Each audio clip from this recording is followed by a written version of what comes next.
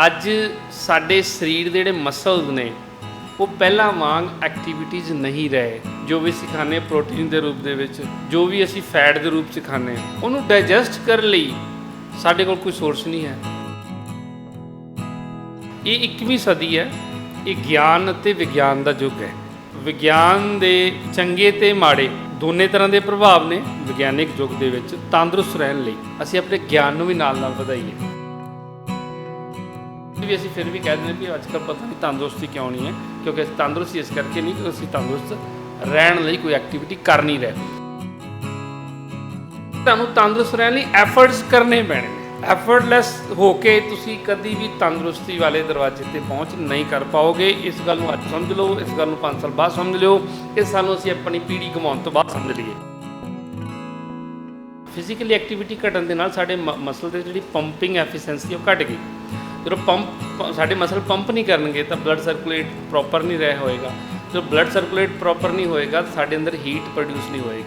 ਜਦੋਂ heat produce ਨਹੀਂ ਹੋਏਗੀ ਤਾਂ ਸਾਡੇ ਚਿਹਰੇ 'ਤੇ ਨੂਰ ਨਹੀਂ ਹੋਏਗਾ। ਸੁਬਹ 40 ਮਿੰਟ ਜਾਂ 1 ਘੰਟਾ 2 ਘੰਟਾ ਜਿਮ ਕਰ ਲਿਆ, ਉਹ ਇੱਕ ਸਹੀ ਪ੍ਰੋਪਰ ਸਹੀ ਸੋਲੂਸ਼ਨ ਨਹੀਂ ਹੈ।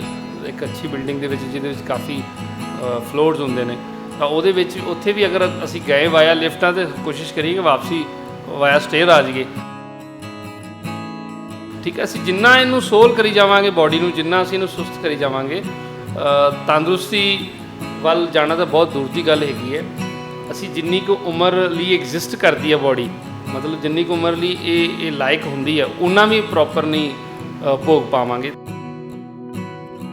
ਮੋਸਟਲੀ ਅੱਜ ਜਿੰਨੇ ਵੀ ਅੰਗ ਡੈਮੇਜ ਹੋ ਰਹੇ ਨੇ ਉਹਦੇ ਵਿੱਚ ਸਭ ਤੋਂ ਪਹਿਲਾ ਕਾਰਨ ਹੈ ਕਿ ਉੱਥੇ ਆਕਸੀਜਨ ਅਤੇ ਬਲੱਡ ਦੀ ਸਪਲਾਈ ਘਟੀ ਹੈ। ਜਿਹੜੀ ਗੱਲ ਤੁਸੀਂ ਕਹੀ ਸੀ ਕਿ ਅੱਜ ਦੇ ਸਮੇਂ 'ਚ 2 ਚਮਚੇ ਘਿਓ ਦੇ ਪਾ ਲਏ ਜਾਂ ਤਾਂ ਨਹੀਂ ਪਚਦੇ, ਤਾਂ ਉਹਦਾ ਰੀਜ਼ਨ ਦੂਸਰਾ ਇਹ ਹੈਗਾ ਕਿ ਜਿਹੜੇ ਘਿਓ ਦੀ ਆਪਾਂ ਗੱਲ ਕਰਦੇ ਹਾਂ, ਨਾ ਜੋ ਪਸ਼ੂ ਰਿਹਾ ਅਤੇ ਨਾ ਉਸ ਤਰ੍ਹਾਂ ਦਾ ਘਿਓ ਦੀ ਕੁਆਲਿਟੀ ਰਹੀ। ਅਸੀਂ ਤਾਂ ਜੀ ਚਮਚ ਘਿਓ ਦਾ ਪਾ ਲਿਆ ਤਾਂ ਏਸੀ ਆਨ ਕਰਕੇ ਤਾਂ ਰੋਟੀ ਖਾਣੀ ਹੈ। ਇੰਨੇ ਟੈਂਪਰੇਚਰ ਨੂੰ ਲੋ ਕਰਕੇ ਖਾਣਾ ਖਾਵਾਂਗੇ ਤਾਂ ਲੇਕਿਨ ਬਾਡੀ ਨੂੰ ਡਾਈਜੈਸਟ ਕਰਨ ਲਈ ਹੀਟ ਚਾਹੀਦੀ ਸੀ, ਅਤੇ ਅਸੀਂ ਉਹਨੂੰ ਬਿਠਾਤਾ ਹੈਗਾ ਇੱਕ ਲੋ ਟੈਂਪਰੇਚਰ ਦੇ ਵਿੱਚ, ਤਾਂ ਉਹ ਕੰਬੀਨੇਸ਼ਨ ਉੱਥੇ ਹੀ ਵਿਗੜ ਜਾਂਦਾ ਹੈਗਾ। ਇਹ ਹੁਣ ਉਮਰ ਦਾ ਤਕਾਜ਼ਾ ਤਾਂ ਰਿਹਾ ਹੀ ਨਹੀਂ ਹੈਗਾ ਕਿ ਤੁਸੀਂ 30 ਸਾਲ ਦੇ 25 ਸਾਲ ਦੇ ਤੁਹਾਨੂੰ ਕੋਈ ਰੋਗ ਨਹੀਂ ਹੋ ਸਕਦਾ। ਥੋੜ੍ਹੀ ਜਿਹੀ ਗਲਤੀ ਕਰਕੇ ਦੇਖੋ, ਸਰੀਰ ਨਾਲ ਦੀ ਨਾਲ ਹੀ ਲੰਮਾ ਪਾ ਲੈਂਦਾ ਬੰਦੇ ਨੂੰ। ਸੰਸਥਾ ਵੱਲੋਂ ਇਹੀ ਕੋਸ਼ਿਸ਼ ਕਰਵਾਈ ਜਾਂਦੀ ਹੈ ਕਿ ਤੁਸੀਂ ਇਹਨਾਂ ਐਫਰਟਸ ਦਾ ਹਿੱਸਾ ਬਣੋ। ਸਾਰਿਆਂ ਦੀ ਆਦਤ ਨਹੀਂ ਹੁੰਦੀ, ਪਰ ਜਦੋਂ ਤੁਸੀਂ ਇਸ ਐਸੋਸੀਏਸ਼ਨ ਦਾ ਹਿੱਸਾ ਬਣੋਗੇ, ਆਦਤ ਆਪਣੇ ਆਪ ਬਣਨੀ ਸ਼ੁਰੂ ਹੋ ਜਾਏਗੀ, ਕਿਉਂਕਿ ਤੁਹਾਡੇ ਆਲੇ ਦੁਆਲੇ ਲੋਕ ਉਹ ਚੀਜ਼ਾਂ ਕਰ ਰਹੇ ਹੋਣਗੇ, ਉਹਨੂੰ ਵੇਖ ਕੇ ਤੁਹਾਡਾ ਮਨ ਵੀ ਕਰ ਪੈਂਦਾ। ਕਈ ਦਰਸ਼ਕਾਂ ਦੇ ਮਨ ਵਿੱਚ ਮਤਲਬ ਇੱਦਾਂ ਸਵਾਲ ਆਉਂਦਾ ਕਿ ਇਹ ਤਾਂ ਰੱਬ ਦੇ ਹੱਥ ਹੁੰਦਾ ਸਭ ਕੁਝ। ਸੱਚਾਈ ਇਹ ਵੀ ਹੁੰਦੀ ਹੈ। ਆਪਾਂ ਜਦੋਂ ਮਾਰਕੀਟ 'ਚੋਂ ਗੱਡੀ ਪਰਚੇਜ਼ ਕਰਦੇ ਹਾਂ ਨਾ, ਗੱਡੀ ਦੀ ਲਾਈਫ ਮਾਲਕ ਨੇ, ਕੰਪਨੀ ਨੇ 10 ਸਾਲ ਲਿਖੀ ਹੁੰਦੀ ਹੈ। ਹੁਣ ਇਹ ਚਲਾਉਣ ਵਾਲੇ ਦੇ ਉੱਤੇ ਹੈ ਕਿ ਉਹਨੂੰ 5 ਸਾਲਾਂ 'ਚ ਭੰਨ ਤੋੜ ਦੇਵੇ ਜਾਂ ਉਹ 10 ਸਾਲ ਦੀ ਬਜਾਏ 15 ਸਾਲ ਵੀ ਚਲਾ ਲਵੇ। ਜੇ ਅਸੀਂ ਇਸ ਸਮੇਂ ਤੋਂ ਪਹਿਲਾਂ ਮਰਾਂਗੇ ਤਾਂ ਆਪਦੀਆਂ ਗਲਤੀਆਂ ਨਾਲ ਮਰਾਂਗੇ। ਤੰਦਰੁਸਤ ਖਾ ਕੇ ਤੁਸੀਂ 100 ਸਾਲ ਨਹੀਂ ਜਿਉ ਸਕਦੇ ਹੈਗੇ। ਜੋ ਰਹਿਣ ਸਹਿਣ ਵੀ ਵਿੱਚ ਹੀ ਆਉਂਦਾ ਹੈਗਾ, ਕਿਉਂਕਿ ਰਹਿਣ ਸਹਿਣ ਤੋਂ ਤੁਹਾਡੀ ਮਾਨਸਿਕਤਾ ਡਿਵੈਲਪ ਹੁੰਦੀ ਹੈ। ਜਿੰਨਾ ਟਾਈਮ ਤੁਹਾਡੇ ਅੰਦਰ ਉਮੰਗ ਹੈ, ਇੱਛਾ ਸ਼ਕਤੀ ਹੈ, ਨੇਚਰ ਤੁਹਾਨੂੰ ਕਦੀ ਡਿਸਟਰਬ ਨਹੀਂ ਕਰਦੀ। ਜਦੋਂ ਸਾਡੇ ਅੰਦਰ ਉਮੰਗ ਖਤਮ ਹੋ ਜਾਂਦੀ ਹੈ, ਇੱਛਾ ਸ਼ਕਤੀ ਖਤਮ ਹੋ ਜਾਂਦੀ ਹੈ, ਉਹ ਭਾਵੇਂ 30 ਸਾਲ ਦੀ ਉਮਰ 'ਚ ਹੋ ਜੇ। ਉਮਰ ਸਾਡੀ 30 ਸਾਲ ਹੁੰਦੀ ਹੈ, ਲੇਕਿਨ ਉਹ ਇੱਕ ਮਰਿਆ ਹੋਇਆ ਸਰੀਰ ਹੁੰਦਾ ਜਿਹੜਾ ਤੁਰ ਫਿਰਦਾ ਰਿਹਾ ਹੁੰਦਾ ਇੱਕ ਲਾਸ਼ ਦੀ ਤਰ੍ਹਾਂ, ਕਿਉਂਕਿ ਉਹਦੇ ਅੰਦਰ ਕੋਈ ਇੱਛਾ ਸ਼ਕਤੀ ਨਹੀਂ ਹੈਗੀ। ਅਸੀਂ ਉਮਰ ਸਾਡੀ 90 ਸਾਲ ਦੀ ਹੋ ਗਈ ਹੋਵੇ ਅਤੇ ਅਜੇ ਵੀ ਸਾਨੂੰ ਜਵਾਨ ਦੇ ਸਵਾਦਾਂ ਦਾ ਲੱਗਾ ਹੋਵੇ। ਉਮਰ ਸਾਡੀ 90 ਸਾਲ ਦੀ ਹੋ ਗਈ, ਅਜੇ ਵੀ ਸੋਚਦੇ ਪਏ ਵੀ ਇੱਕ ਮੈਂ ਕੋਠੀ ਪਾ ਹੀ ਲੈਣੀ ਇੱਕ ਹੋਰ। ਉਹ ਜਿੰਨਾ ਚਿੰਤਾ, ਜਿੰਨਾ ਡਰ ਅਤੇ ਜਿੰਨੀ ਇਹ ਲਗਾ ਲਓ ਭੈ ਦੇ ਨਾਲ ਉਹ ਇਨਸਾਨ ਜਿਉ ਰਿਹਾ ਹੋਏਗਾ, ਉਹਦਾ ਲੰਬਾ ਜਿਉਣਾ ਤਾਂ ਪੋਸੀਬਿਲਿਟੀ ਨਹੀਂ ਹੈਗੀ। ਅਕਸਰ ਆਪਾਂ ਇੱਕ ਚੀਜ਼ ਸੁਣਦੇ ਹਾਂ, ਘਰ ਦੇ ਵਿੱਚ ਬਜ਼ੁਰਗਾਂ ਨੇ ਬਹੁਤ ਵਾਰੀ ਆਪਾਂ ਨੂੰ ਕਹੀ ਹੁੰਦੀ ਹੈ ਕਿ ਬੇਟਾ ਟੁੱਟਾ ਸੀਸਾ ਨਹੀਂ ਘਰੇ ਰੱਖਣਾ। ਕਿ ਟੁੱਟਾ ਸੀਸਾ ਨਾ ਰੱਖਣ ਦਾ ਕਾਰਨ ਇਹ ਹੈ ਕਿ ਉਹਦੇ ਨਾਲ ਤੁਹਾਡੀ ਮਾਨਸਿਕਤਾ 'ਤੇ ਅਸਰ ਜਾਂਦਾ ਹੈ। ਜਦੋਂ ਤੁਸੀਂ ਕੋਈ ਟੁੱਟੀ ਹੋਈ ਚੀਜ਼ ਰੋਜ਼ ਦੇਖਦੇ ਹੋ ਤਾਂ ਤੁਹਾਡੇ ਮਨ ਦੇ ਜਿਹੜੇ ਵਿਚਾਰ ਨੇ, ਤੁਹਾਡੇ ਬ੍ਰੇਨ ਦੇ ਅੰਦਰ ਇਸ ਤਰ੍ਹਾਂ ਦੇ ਕੈਮੀਕਲ ਰਿਐਕਸ਼ਨ ਹੋਣੇ ਸ਼ੁਰੂ ਹੋ ਜਾਂਦੇ ਨੇ ਕਿ ਤੁਸੀਂ ਨੈਗੇਟਿਵ ਥਾਟ ਪ੍ਰੋਡਿਊਸ ਕਰਨ ਲੱਗ ਪੈਂਦੇ ਸਾਡੀ ਬੋਡੀ। ਖਾਲੀ ਗਲਤ ਖਾਣ ਨਾਲ ਨਹੀਂ, ਗਲਤ ਵੇਖਣ ਨਾਲ, ਗਲਤ ਸੁਣਨ ਨਾਲ ਤੇ ਗਲਤ ਬੋਲਣ ਨਾਲ। ਇਹ ਤਿੰਨੇ ਚੀਜ਼ਾਂ ਵੀ ਤੁਹਾਡੇ ਜੀਵਨ ਦੇ ਵਿੱਚ ਤੁਹਾਡੀ ਮਾਨਸਿਕਤਾ ਨੂੰ ਡਿਵੈਲਪ ਕਰਦੀਆਂ ਨੇ। ਠੀਕ ਹੈ, ਨਾਨਕ ਫਿੱਕਾ ਬੋਲੀਏ ਤਨ ਮਨ ਫਿੱਕਾ ਹੋਏ, ਉਹ ਚੀਜ਼ ਐਵੇਂ ਨਹੀਂ ਬੋਲੀ ਗਈ ਸੀ ਬਾਬੇ ਨਾਨਕ ਦੁਆਰਾ। ਸਾਡੇ ਕੋਲੇ ਮੋਬਾਈਲ ਹੋਣ ਦੇ ਬਾਵਜੂਦ ਵੀ ਸਾਡੇ ਕੋਲੇ ਅਜੇ ਤੱਕ ਉਹ ਗਿਆਨ ਨਹੀਂ ਪਹੁੰਚਿਆ ਕਿ ਮਤਲਬ ਜਿਹਦੇ ਨਾਲ ਅਸੀਂ ਆਪਣੇ ਆਪ ਨੂੰ ਤੰਦਰੁਸਤ ਰੱਖ ਸਕੀਏ। ਤੰਦਰੁਸਤ ਹੋਣਾ ਤੇ ਤੰਦਰੁਸਤ ਰਹਿਣਾ ਦੋ ਅਲੱਗ-ਅਲੱਗ ਚੀਜ਼ਾਂ ਨੇ। ਰਹਿਣ ਵਾਸਤੇ ਐਫਰਟਸ ਕਰਨਾ ਅੱਜ ਦੇ ਸਮੇਂ 'ਚ ਤੁਹਾਡਾ ਸ਼ੌਂਕ ਨਹੀਂ, ਮਜਬੂਰੀ ਹੈ। ਅਸੀਂ ਬਹੁਤ ਹੀ ਨੈਚੁਰਲ, ਲੋਕਲ ਤੇ ਸਿੰਪਲ ਭਾਸ਼ਾ ਦੇ ਵਿੱਚ ਅਸੀਂ ਨੈਚੁਰਲ ਸਾਇੰਸ ਦਾ ਗਿਆਨ ਪ੍ਰੋਵਾਈਡ ਕਰਵਾਉਂਦੇ ਹਾਂ। ਡੈਰੀ ਪੈਨ ਲੈ ਕੇ ਕੋਈ ਵੀ ਇਨਸਾਨ ਇੱਥੇ ਆ ਸਕਦਾ, ਓਪਨ ਹੁੰਦੀਆਂ ਨੇ। ਸਤਿ ਸ਼੍ਰੀ ਅਕਾਲ ਜੀ ਸਾਰਿਆਂ ਨੂੰ। ਤੁਸੀਂ ਵੇਖ ਰਹੇ ਹੋ ਕੇਅਰ ਏਸ਼ੀਆ ਟੀਵੀ ਚੈਨਲ। ਮੈਂ ਮਨਜੀਤ ਸਿੰਘ, ਕੈਮਰਾਮੈਨ ਜਸਵੰਤ ਸਿੰਘ ਦੇ ਨਾਲ ਤੁਹਾਡਾ ਸਾਰੀ ਟੀਮ ਵੱਲੋਂ, ਕੇਅਰ ਏਸ਼ੀਆ ਟੀਮ ਵੱਲੋਂ ਤੁਹਾਡਾ ਕੇਅਰ ਏਸ਼ੀਆ ਟੀਵੀ ਚੈਨਲ ਤੇ ਬਹੁਤ-ਬਹੁਤ ਸਵਾਗਤ ਕਰਦੇ ਹਾਂ ਜੀ। ਅੱਜ ਅਸੀਂ ਪਹੁੰਚੇ ਹਾਂ ਬਠਿੰਡੇ, ਜਿੱਥੇ ਕਿ ਡਾਕਟਰ ਵਰਿੰਦਰ ਸਿੰਘ ਭੁੱਲਰ ਦਾ ਹਸਪੀਟਲ ਦੀ ਇੱਕ ਬ੍ਰਾਂਚ ਹੈ। ਉੱਥੇ ਅਸੀਂ ਅੱਜ ਪਹੁੰਚੇ ਹੋਏ ਹਾਂ ਤੇ ਡਾਕਟਰ ਵਰਿੰਦਰ ਸਿੰਘ ਭੁੱਲਰ ਨਾਲ ਅੱਜ ਸਾਨੂੰ ਇੱਕ ਮੌਕਾ ਮਿਲਿਆ, ਖਾਸ ਮੁਲਾਕਾਤ ਕਰਨ ਦਾ ਟਾਈਮ ਮਿਲਿਆ। ਸਭ ਤੋਂ ਪਹਿਲਾਂ ਇਸ ਟੌਪਿਕ ਤੇ ਕੋਈ ਵੀ ਗੱਲਬਾਤ ਸ਼ੁਰੂ ਕਰਨ ਤੋਂ ਪਹਿਲਾਂ ਮੈਂ ਡਾਕਟਰ ਵਰਿੰਦਰ ਸਿੰਘ ਭੁੱਲਰ ਦਾ ਕੇਅਰ ਏਸ਼ੀਆ ਟੀਵੀ ਚੈਨਲ ਤੇ ਬਹੁਤ-ਬਹੁਤ ਸਵਾਗਤ ਕਰਦੇ ਹਾਂ ਜੀ। ਡਾਕਟਰ ਸਾਹਿਬ, ਕੇਅਰ ਏਸ਼ੀਆ ਟੀਵੀ ਚੈਨਲ ਤੇ ਤੁਹਾਡਾ ਬਹੁਤ-ਬਹੁਤ ਸਵਾਗਤ ਹੈ ਜੀ। ਕੇਅਰ ਏਸ਼ੀਆ ਟੀਵੀ ਔਰ ਸਾਰੇ ਦਰਸ਼ਕਾਂ ਨੂੰ ਮੇਰੇ ਵੱਲੋਂ ਪਿਆਰ ਭਰੀ ਸਤਿ ਸ਼੍ਰੀ ਅਕਾਲ। ਡਾਕਟਰ ਸਾਹਿਬ, ਅੱਜ ਮੈਂ ਇੱਕ ਖਾਸ ਟੌਪਿਕ ਤੇ ਤੁਹਾਡੇ ਨਾਲ ਗੱਲਬਾਤ ਕਰਨ ਲਈ ਤੁਹਾਡੇ ਕੋਲੋਂ ਟਾਈਮ ਲਿਆ ਹੋਇਆ ਕਿ ਜਿੱਦਾਂ ਕਿ ਅਸੀਂ ਗੱਲ ਕਰਦੇ ਹਾਂ ਕਿ ਬਿਮਾਰੀਆਂ ਬਾਰੇ ਅੱਜ ਕੱਲ੍ਹ ਹਰ ਇੱਕ ਇਨਸਾਨ ਨੂੰ ਕੋਈ ਨਾ ਕੋਈ ਬਿਮਾਰੀ ਲੱਗੀ ਹੋਈ ਹੈ। ਇਨਸਾਨ ਤਰ੍ਹਾਂ ਦੇ ਡਾਕਟਰਾਂ ਕੋਲੇ ਜਾਂਦਾ ਕਿ ਮੈਨੂੰ ਇਹ ਬਿਮਾਰੀ ਦਾ ਇਲਾਜ ਮਿਲ ਜਾਵੇ, ਇਹ ਬਿਮਾਰੀ ਦਾ ਇਲਾਜ ਮਿਲ ਜਾਵੇ, ਪਰ ਉਹ ਪੂਰੀ ਤਰ੍ਹਾਂ ਨਾਲ ਸੰਤੁਸ਼ਟ ਨਹੀਂ ਹੋ ਸਕਦਾ, ਮਤਲਬ ਹੋਇਆ ਨਹੀਂਗਾ। ਤੇ ਇਹਦਾ ਕੀ ਤੁਸੀਂ ਕਾਰਨ ਮੰਨਦੇ ਹੋ ਕਿ ਤਰ੍ਹਾਂ ਦੀਆਂ ਬਿਮਾਰੀਆਂ ਨੌਲੇਜ ਪੱਖੋਂ ਜਾਂ ਐਜੂਕੇਸ਼ਨ ਪੱਖੋਂ ਤੁਸੀਂ ਇਸ ਦਾ ਕੀ ਰੀਜ਼ਨ ਮੰਨਦੇ ਹੋ? ਇਹਦੇ 'ਚ ਇਸ ਤਰ੍ਹਾਂ ਹੈ ਮਨਜੀਤ ਜੀ ਕਿ ਜਿਹੜੀ ਤੰਦਰੁਸਤੀ ਸ਼ਬਦ ਆ ਨਾ, ਤੰਦਰੁਸਤੀ ਸ਼ਬਦ, ਅਸੀਂ ਅਕਸਰ ਇੱਕ ਚੀਜ਼ ਬੋਲਦੇ ਹਾਂ ਵੀ ਅੱਜ ਕੱਲ੍ਹ ਕੋਈ ਵੀ ਤੰਦਰੁਸਤ ਨਹੀਂ ਰਿਹਾ, ਇਹ ਆਪਾਂ ਬੋਲਦੇ ਹਾਂ।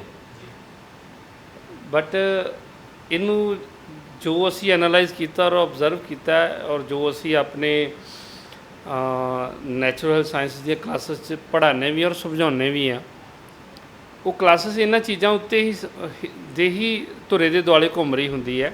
ਹੋਣਾ ਤੇ ਤੰਦਰੁਸਤ ਰਹਿਣਾ, ਇਹ ਦੋ ਅਲੱਗ-ਅਲੱਗ ਚੀਜ਼ਾਂ ਅੱਜ ਦੇ ਸਮੇਂ 'ਚ ਬਣ ਗਈਆਂ ਨੇ।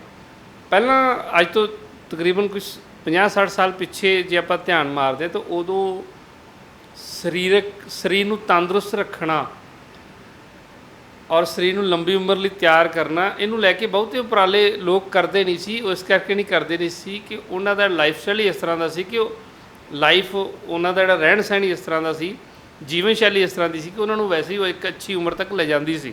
ਜਿਵੇਂ ਲਾਈਫ ਮਟੀਰੀਅਲਿਸਟਿਕ ਹੋਈ, ਇੱਕ ਨਵੀਨੀਕਰਨ ਆਇਆ, ਮਾਡਰਨਿਟੀ ਆਈ, ਉਵੇਂ ਜੀਵਨ ਸ਼ੈਲੀ 'ਚ ਤਬਦੀਲੀ ਆਈ। ਅਸੀਂ ਸਾਰਾ ਕੁਝ ਅੱਜ ਦੇ ਮਟੀਰੀਅਲਿਸਟਿਕ ਲਾਈਫ ਦੇ ਵਿੱਚ ਐਕਸੈਪਟ ਕਰ ਲਿਆ, ਲੇਕਿਨ ਇੱਕ ਚੀਜ਼ ਅਸੀਂ ਐਨਾਲਾਈਜ਼ ਕਰਨ ਤੋਂ ਹੀਣੇ ਰਹਿ ਗਏ ਕਿ ਅੱਜ ਸਾਡੇ ਸਰੀਰ ਦੇ ਜਿਹੜੇ ਮਸਲਸ ਨੇ ਉਹ ਪਹਿਲਾਂ ਵਾਂਗ ਐਕਟੀਵਿਟੀਜ਼ ਨਹੀਂ ਰਹੇ। ਜੇ ਮਸਲਸ ਐਕਟੀਵਿਟੀਜ਼ ਦੇ ਵਿੱਚ ਨਹੀਂ ਰਹੇ ਤਾਂ ਜੋ ਵੀ ਅਸੀਂ ਖਾਂਦੇ ਹਾਂ ਕਾਰਬੋਹਾਈਡਰੇਟਸ ਦੇ ਰੂਪ 'ਚ, ਜੋ ਵੀ ਅਸੀਂ ਖਾਂਦੇ ਹਾਂ ਪ੍ਰੋਟੀਨ ਦੇ ਰੂਪ ਦੇ ਵਿੱਚ, ਜੋ ਵੀ ਅਸੀਂ ਫੈਟ ਦੇ ਰੂਪ 'ਚ ਖਾਂਦੇ ਹਾਂ, ਉਹਨੂੰ ਡਾਈਜੈਸਟ ਕਰਨ ਲਈ ਸਾਡੇ ਕੋਲ ਕੋਈ ਸੋਰਸ ਨਹੀਂ ਹੈ। ਅੱਛਾ, ਉਹਦੀ ਫਿਰ ਮਾਤਰਾ ਐਕਸੈਸਿਵ ਹੋ ਜਾਂਦੀ ਹੈ, ਜਿਹੜੀ ਅੱਗੇ ਜਾ ਕੇ high BP, sugar, depression, obesity, ਜਿਹਨੂੰ ਮੋਟਾਪਾ ਕਹਿ ਦਿੰਦੇ ਆਪਾਂ, ਇਸ ਤੋਂ ਇਲਾਵਾ ਇੰਪੋਟੈਂਸੀ, ਇਨਸੋਮੀਨੀਆ, ਨੀਂਦ ਨਾ ਆਉਣਾ, ਇੱਕ ਝਗੜਾਲੂ ਸੁਭਾਅ ਬਣਨਾ, ਹਾਈਪਰਟੈਂਸ਼ਨ ਦੇ ਨਾਲ ਹਾਈਪਰ ਐਕਟੀਵਿਟੀਜ਼ ਵੱਧ ਜਾਂਦੀਆਂ ਨੇ, ਅਗਰੈਸਿਵ ਮੂਡ ਹੋ ਜਾਂਦਾ। ਤਾਂ ਇਹ ਸਾਰੀਆਂ ਚੀਜ਼ਾਂ ਦੇ ਵਿੱਚ ਵੀ ਬਹੁਤ ਵੱਡੇ ਪੱਧਰ 'ਤੇ ਵਾਧਾ ਹੋਇਆ। ਇਹ 21ਵੀਂ ਸਦੀ ਹੈ, ਇਹ ਗਿਆਨ ਅਤੇ ਵਿਗਿਆਨ ਦਾ ਯੁੱਗ ਹੈ। ਗਿਆਨ ਅਤੇ ਵਿਗਿਆਨ ਦਾ ਇੱਕ ਕੰਬੀਨੇਸ਼ਨ ਵਾਲਾ ਯੁੱਗ ਹੈ। ਕਹਿਣ ਦਾ ਮਤਲਬ ਹੈਗਾ ਕਿ ਅੱਜ ਅਸੀਂ ਚਾਹੇ ਵਿਗਿਆਨ ਬਾਰੇ ਕੁਝ ਜਾਣਦੇ ਹਾਂ ਜਾਂ ਨਹੀਂ ਜਾਣਦੇ, ਬਟ ਅਸੀਂ ਵਿਗਿਆਨ ਦੇ ਮਾਹੌਲ ਦੇ ਵਿੱਚ ਹੈ। ਮੀਨਸ ਜੇ ਤੁਹਾਡੇ ਕੋਲ ਮੋਬਾਈਲ ਹੈ ਤਾਂ ਇਹਦਾ ਮਤਲਬ ਇਹ ਨਹੀਂ ਕਿ ਤੁਸੀਂ ਮੋਬਾਈਲ ਦੇ ਇੰਜੀਨੀਅਰ ਹੋ, ਠੀਕ ਹੈ, ਤੁਸੀਂ ਉਹਦੇ ਯੂਜ਼ਰ ਹੋ। ਤਾਂ ਅਸੀਂ ਉਹਦੇ ਉਸੇ ਤਰ੍ਹਾਂ ਹੀ ਅਗਰ ਕਿਸੇ ਇਨਸਾਨ ਨੂੰ ਇਹਨਾਂ ਚੀਜ਼ਾਂ ਦੇ ਬਾਰੇ ਕੋਈ ਟੈਕਨੀਕਲ ਨੌਲੇਜ ਨਹੀਂ ਹੈ ਤਾਂ ਇਹਦਾ ਮਤਲਬ ਇਹ ਨਹੀਂ ਹੈ ਕਿ ਉਹਦੇ ਇਸ ਮਾਹੌਲ ਤੋਂ ਕੱਟ ਆਫ ਡੀਲਿੰਕ ਹੈ, ਨਹੀਂ ਹੈ। ਆਲਰੇਡੀ ਇਹ ਸਾਰੇ ਦਾ ਸਾਰਾ ਮਾਹੌਲ ਸਾਡੇ ਸਾਰਿਆਂ ਉੱਤੇ ਇੱਕ ਹਾਵੀ ਹੋ ਕੇ ਚੱਲਦਾ ਹੈ। ਸੋ ਇਸ ਕਰਕੇ ਵਿਗਿਆਨ ਦੇ ਚੰਗੇ ਤੇ ਮਾੜੇ ਦੋਨੇ ਤਰ੍ਹਾਂ ਦੇ ਪ੍ਰਭਾਵ ਨੇ। ਚੰਗੀ ਕਿੰਨੇ % ਅਸੀਂ ਲੈ ਪਾਏ ਆ ਉਹ ਤੁਹਾਡੀ ਆਪਣੀ ਆਬਜ਼ਰਵੇਸ਼ਨ ਦੇ ਉੱਤੇ ਡਿਪੈਂਡ ਹੈ, ਤੁਹਾਡੀ ਆਪਣੀ ਇੰਟੈਲੀਜੈਂਸੀ 'ਤੇ ਡਿਪੈਂਡ ਹੈ। ਲੇਕਿਨ ਮਾੜੇ ਉਹਦੇ 'ਤੇ ਵੀ ਚੱਲ ਜਾਣੇ ਆ ਜਿਹਨੂੰ ਇਹਦੇ ਬਾਰੇ ਕੁਝ ਵੀ ਨਹੀਂ ਪਤਾ। ਇਸ ਕਰਕੇ ਵਿਗਿਆਨਿਕ ਯੁੱਗ ਦੇ ਵਿੱਚ ਤੁਸੀਂ ਇਹ ਆਪਾਂ ਇਹ ਨਹੀਂ ਕਹਿ ਸਕਦੇ ਪਰ ਵਿਗਿਆਨਿਕ ਐਕਟੀਵਿਟੀਜ਼ ਰੋਕ ਦਾਂਗੇ, ਉਹ ਨਹੀਂ ਰੋਕ ਪਾਵਾਂਗੇ। ਲੇਕਿਨ ਇੱਕੋ ਹੀ ਹੱਲ ਹੈ ਕਿ ਅਸੀਂ ਵਿਗਿਆਨਿਕ ਯੁੱਗ ਦੇ ਵਿੱਚ ਤੰਦਰੁਸਤ ਰਹਿਣ ਲਈ ਅਸੀਂ ਆਪਣੇ ਗਿਆਨ ਨੂੰ ਵੀ ਨਾਲ ਵਧਾਈਏ, ਤਾਂ ਜੋ ਸਾਨੂੰ ਇਹਦੇ ਸਾਵਧਾਨੀਆਂ ਨੇ ਉਹਨਾਂ ਦੀ ਸਮਝ ਆ ਸਕੇ। ਠੀਕ ਹੈ, ਤਾਂ ਇਸੇ ਕਰਕੇ ਅਸੀਂ ਅਕਸਰ ਸਮਝਾਉਣ ਦੀ ਕੋਸ਼ਿਸ਼ ਕਰਦੇ ਹਾਂ ਹਰ ਪਰਿਵਾਰ ਨੂੰ ਕਿ ਤੁਸੀਂ ਇਹ ਨਾ ਸੋਚੋ ਕਿ ਤੁਸੀਂ ਤੰਦਰੁਸਤ ਹੋਵੋਗੇ, ਤੁਸੀਂ ਹੁਣ ਇਹ ਸੋਚੋ ਕਿ ਤੁਸੀਂ ਤੰਦਰੁਸਤ ਰਹੋਗੇ। ਕਹਿਣ ਦਾ ਮਤਲਬ ਹੋਣਾ ਤਾਂ ਉਹ ਸੀ ਕਿ ਇੱਕ ਨੈਚੁਰਲ ਪ੍ਰਕਿਰਿਆ, ਹੁਣ ਉਹ ਨੈਚੁਰਲ ਕੁਛ ਰਿਹਾ ਨਹੀਂ, ਨਾ ਹਵਾ ਰਹੀ, ਨਾ ਪਾਣੀ ਰਿਹਾ, ਨਾ ਜ਼ਮੀਨ ਰਹੀ। ਅਸੀਂ ਇਸ ਧਰਤੀ ਨੂੰ ਆਪਣੇ ਆਪ ਸਾਨੂੰ ਤੰਦਰੁਸਤ ਰੱਖੇ, ਇਸ ਤਰ੍ਹਾਂ ਦਾ ਕੁਝ ਛੱਡਿਆ ਨਹੀਂ ਇਹਦੇ 'ਤੇ। ਇਸ ਕਰਕੇ ਤੁਹਾਨੂੰ ਤੰਦਰੁਸਤ ਰਹਿਣ ਲਈ ਐਫਰਟਸ ਕਰਨੇ ਪੈਣੇ ਨੇ। ਐਫਰਟਲੈਸ ਹੋ ਕੇ ਤੁਸੀਂ ਕਦੀ ਵੀ ਤੰਦਰੁਸਤੀ ਵਾਲੇ ਦਰਵਾਜ਼ੇ 'ਤੇ ਪਹੁੰਚ ਨਹੀਂ ਕਰ ਪਾਓਗੇ। ਇਸ ਗੱਲ ਨੂੰ ਅੱਜ ਸਮਝ ਲਓ, ਇਸ ਗੱਲ ਨੂੰ 5 ਸਾਲ ਬਾਅਦ ਸਮਝ ਲਿਓ, ਇਸ ਸਾਨੂੰ ਅਸੀਂ ਆਪਣੀ ਪੀੜ੍ਹੀ ਗਵਾਉਣ ਤੋਂ ਬਾਅਦ ਸਮਝ ਲਈਏ, ਉਹ ਸਾਡੀ ਆਪਣੀ ਮਰਜ਼ੀ ਰਹੇਗੀ। ਇਹਨਾਂ ਵੱਖਰੀਆਂ ਗੱਲਾਂ ਨੂੰ ਹੀ ਸਮਝਾਉਣ ਦੇ ਉੱਤੇ ਵੈਲਬਿੰਗ ਹੈਲਥ ਆਰਗੇਨਾਈਜੇਸ਼ਨ ਆਪਣੇ ਅਸੀਂ ਐਜੂਕੇਸ਼ਨ ਪ੍ਰੋਗਰਾਮ ਚਲਾ ਕੇ ਰੱਖਦੇ ਹਾਂ। ਸਾਡਾ ਮਕਸਦ ਇਕੱਲਾ ਆਪਣੇ ਹਸਪੀਟਲਸ, ਆਪਣੇ ਸੈਂਟਰਸ ਦੇ ਵਿੱਚ OPD ਦੀ ਭੀੜ ਇਕੱਠਾ ਕਰਨਾ ਨਹੀਂ ਹੈ। OPD ਦੇ ਰਾਹੀਂ ਲੋਕ ਸਾਡੇ ਨਾਲ ਲਿੰਕ ਕਰਦੇ ਨੇ। ਵਾਕਈ ਹੀ ਦਵਾਈਆਂ ਤੋਂ ਮੁਕਤ ਹੋ ਕੇ ਤੇ ਡਾਕਟਰਸ ਤੋਂ ਮੁਕਤ ਹੋ ਕੇ ਆਪਣਾ ਜੀਵਨ ਡਿਜ਼ਾਈਨ ਕਰਨਾ ਚਾਹੁੰਦੇ ਹੋ ਤਾਂ ਉੱਥੇ ਆਪਣ ਹੱਥੀਂ ਆਪਣਾ ਆਪੇ ਕਾਲ ਸਵਾਰੀਏ ਵਾਲੀ ਫਿਲਾਸਫੀ ਨੂੰ ਤੁਹਾਨੂੰ ਸਮਝਣਾ ਪਏਗਾ। ਹਾਂ, ਉਹਦੇ ਲਈ ਵੈਲਬਿੰਗ ਹੈਲਥ ਆਰਗੇਨਾਈਜੇਸ਼ਨ ਸੰਸਥਾ ਵੱਲੋਂ ਇਹ ਉਪਰਾਲਾ ਜ਼ਰੂਰ ਰਹੇਗਾ ਕਿ ਉਹ ਅਸੀਂ ਤੁਹਾਨੂੰ ਇੱਕ ਪਲੇਟਫਾਰਮ ਜ਼ਰੂਰ ਦਿੱਤਾ ਹੋਇਆ ਜਿੱਥੇ ਸਟੈਂਡ ਕਰਕੇ, ਜਿੱਥੇ ਬੈਠ ਕੇ ਤੁਸੀਂ ਆਪਣੀ ਇਸ ਭਰਪਾਈ ਨੂੰ, ਇਸ ਕਮੀ ਨੂੰ ਪੂਰਾ ਕਰ ਸਕੋ, ਇਹਦੀ ਭਰਪਾਈ ਕਰ ਸਕੋ ਕਮੀ ਦੀ। ਤਾਂ ਉਹਦੇ ਲਈ ਤਾਂ ਹੀ ਬਹੁਤ ਸਾਰੇ ਵਲੰਟੀਅਰ ਲੋਕ ਜੁੜੇ, ਉਹਨਾਂ ਨੇ ਇਹਦਾ ਫਾਇਦਾ ਲਿਆ, ਲਾਹਾ ਲਿਆ। ਅੱਜ ਉਹਨਾਂ ਨੇ ਆਪਣੇ ਪਰਿਵਾਰ ਨੂੰ ਵੀ ਬਚਾਇਆ, ਕਿਤੇ ਉਹ ਆਪਣੇ ਨਗਰ 'ਚ ਸੇਵਾਵਾਂ ਵੀ ਦੇ ਰਹੇ ਨੇ। ਸੋ ਮੇਜਰ ਚੀਜ਼ ਸੀ ਜਿਹੜਾ ਅੱਜ ਦਾ ਟੌਪਿਕ ਸੀ ਕਿ ਤੰਦਰੁਸਤ ਹੋਣਾ ਅਤੇ ਤੰਦਰੁਸਤ ਰਹਿਣਾ ਦੋ ਅਲੱਗ-ਅਲੱਗ ਚੀਜ਼ਾਂ ਨੇ। ਰਹਿਣ ਵਾਸਤੇ ਐਫਰਟਸ ਕਰਨਾ ਅੱਜ ਦੇ ਸਮੇਂ 'ਚ ਤੁਹਾਡਾ ਸ਼ੌਂਕ ਨਹੀਂ, ਮਜਬੂਰੀ ਹੈ। ਇਹ ਮਜਬੂਰੀ ਨੂੰ ਅੱਜ ਸਮਝ ਲਓ, ਇਹਨੂੰ ਅਸੀਂ ਕੁਝ ਗਵਾ ਕੇ ਸਮਝ ਲਈਏ, ਠੀਕ ਹੈ। ਬਟ ਸਮਝਦਾਰ ਉਹੀ ਹੈ ਜੋ ਸਮੇਂ ਤੋਂ ਪਹਿਲਾਂ ਇਹਨੂੰ ਮਜਬੂਰੀ ਨੂੰ ਸਮਝ ਲਵੇ। ਅਤੇ ਭਾਵੇਂ ਤੁਹਾਨੂੰ ਇੰਟਰਸਟ ਹੈ ਭਾਵੇਂ ਨਹੀਂ ਹੈ, ਅਸੀਂ ਬਹੁਤ ਹੀ ਨੈਚੁਰਲ, ਲੋਕਲ ਅਤੇ ਸਿੰਪਲ ਭਾਸ਼ਾ ਦੇ ਵਿੱਚ ਅਸੀਂ ਨੈਚੁਰਲ ਸਾਇੰਸ ਦਾ ਗਿਆਨ ਪ੍ਰੋਵਾਈਡ ਕਰਵਾਉਂਦੇ ਹਾਂ। ਤੁਸੀਂ ਹਿੱਸਾ ਬਣ ਸਕਦੇ ਹੋ, ਇਹਨਾਂ ਵੀਡੀਓਜ਼ ਦਾ ਹਿੱਸਾ ਬਣ ਸਕਦੇ ਹੋ, ਇਹਨਾਂ ਨੂੰ ਸ਼ੇਅਰ ਕਰ ਸਕਦੇ ਹੋ, ਨੈਚੁਰਲ ਸਾਇੰਸ ਦੀਆਂ ਕਲਾਸਾਂ ਅਟੈਂਡ ਕਰ ਸਕਦੇ ਹੋ ਔਰ ਆਪਣੇ ਜੀਵਨ ਨੂੰ ਅੱਜ ਦੇ ਵਿਗਿਆਨਿਕ ਯੁੱਗ ਦੇ ਵਿੱਚ ਟਾਰਚਰ ਹੋਣ ਤੋਂ, ਸ਼ੋਸ਼ਣ ਹੋਣ ਤੋਂ ਬਚਾ ਸਕਦੇ ਹਾਂ। ਔਰ ਵੱਡੀ ਚੀਜ਼ ਹੈ, ਅਸੀਂ ਜਦੋਂ ਗਰਾਊਂਡ ਦੇ ਅੰਦਰ ਹੁੰਦੇ ਹਾਂ, ਅਸੀਂ ਗੇਮ ਦਾ ਹਿੱਸਾ ਹੁੰਦੇ ਹਾਂ। ਤੁਸੀਂ ਗੇਮ ਸਹੀ ਖੇਡ ਰਹੇ ਹੋ ਜਾਂ ਗਲਤ ਖੇਡ ਰਹੇ ਹੋ, ਗਰਾਊਂਡ ਦੇ ਅੰਦਰ ਖੜ੍ਹ ਕੇ ਨਹੀਂ ਪਤਾ ਲੱਗਦਾ।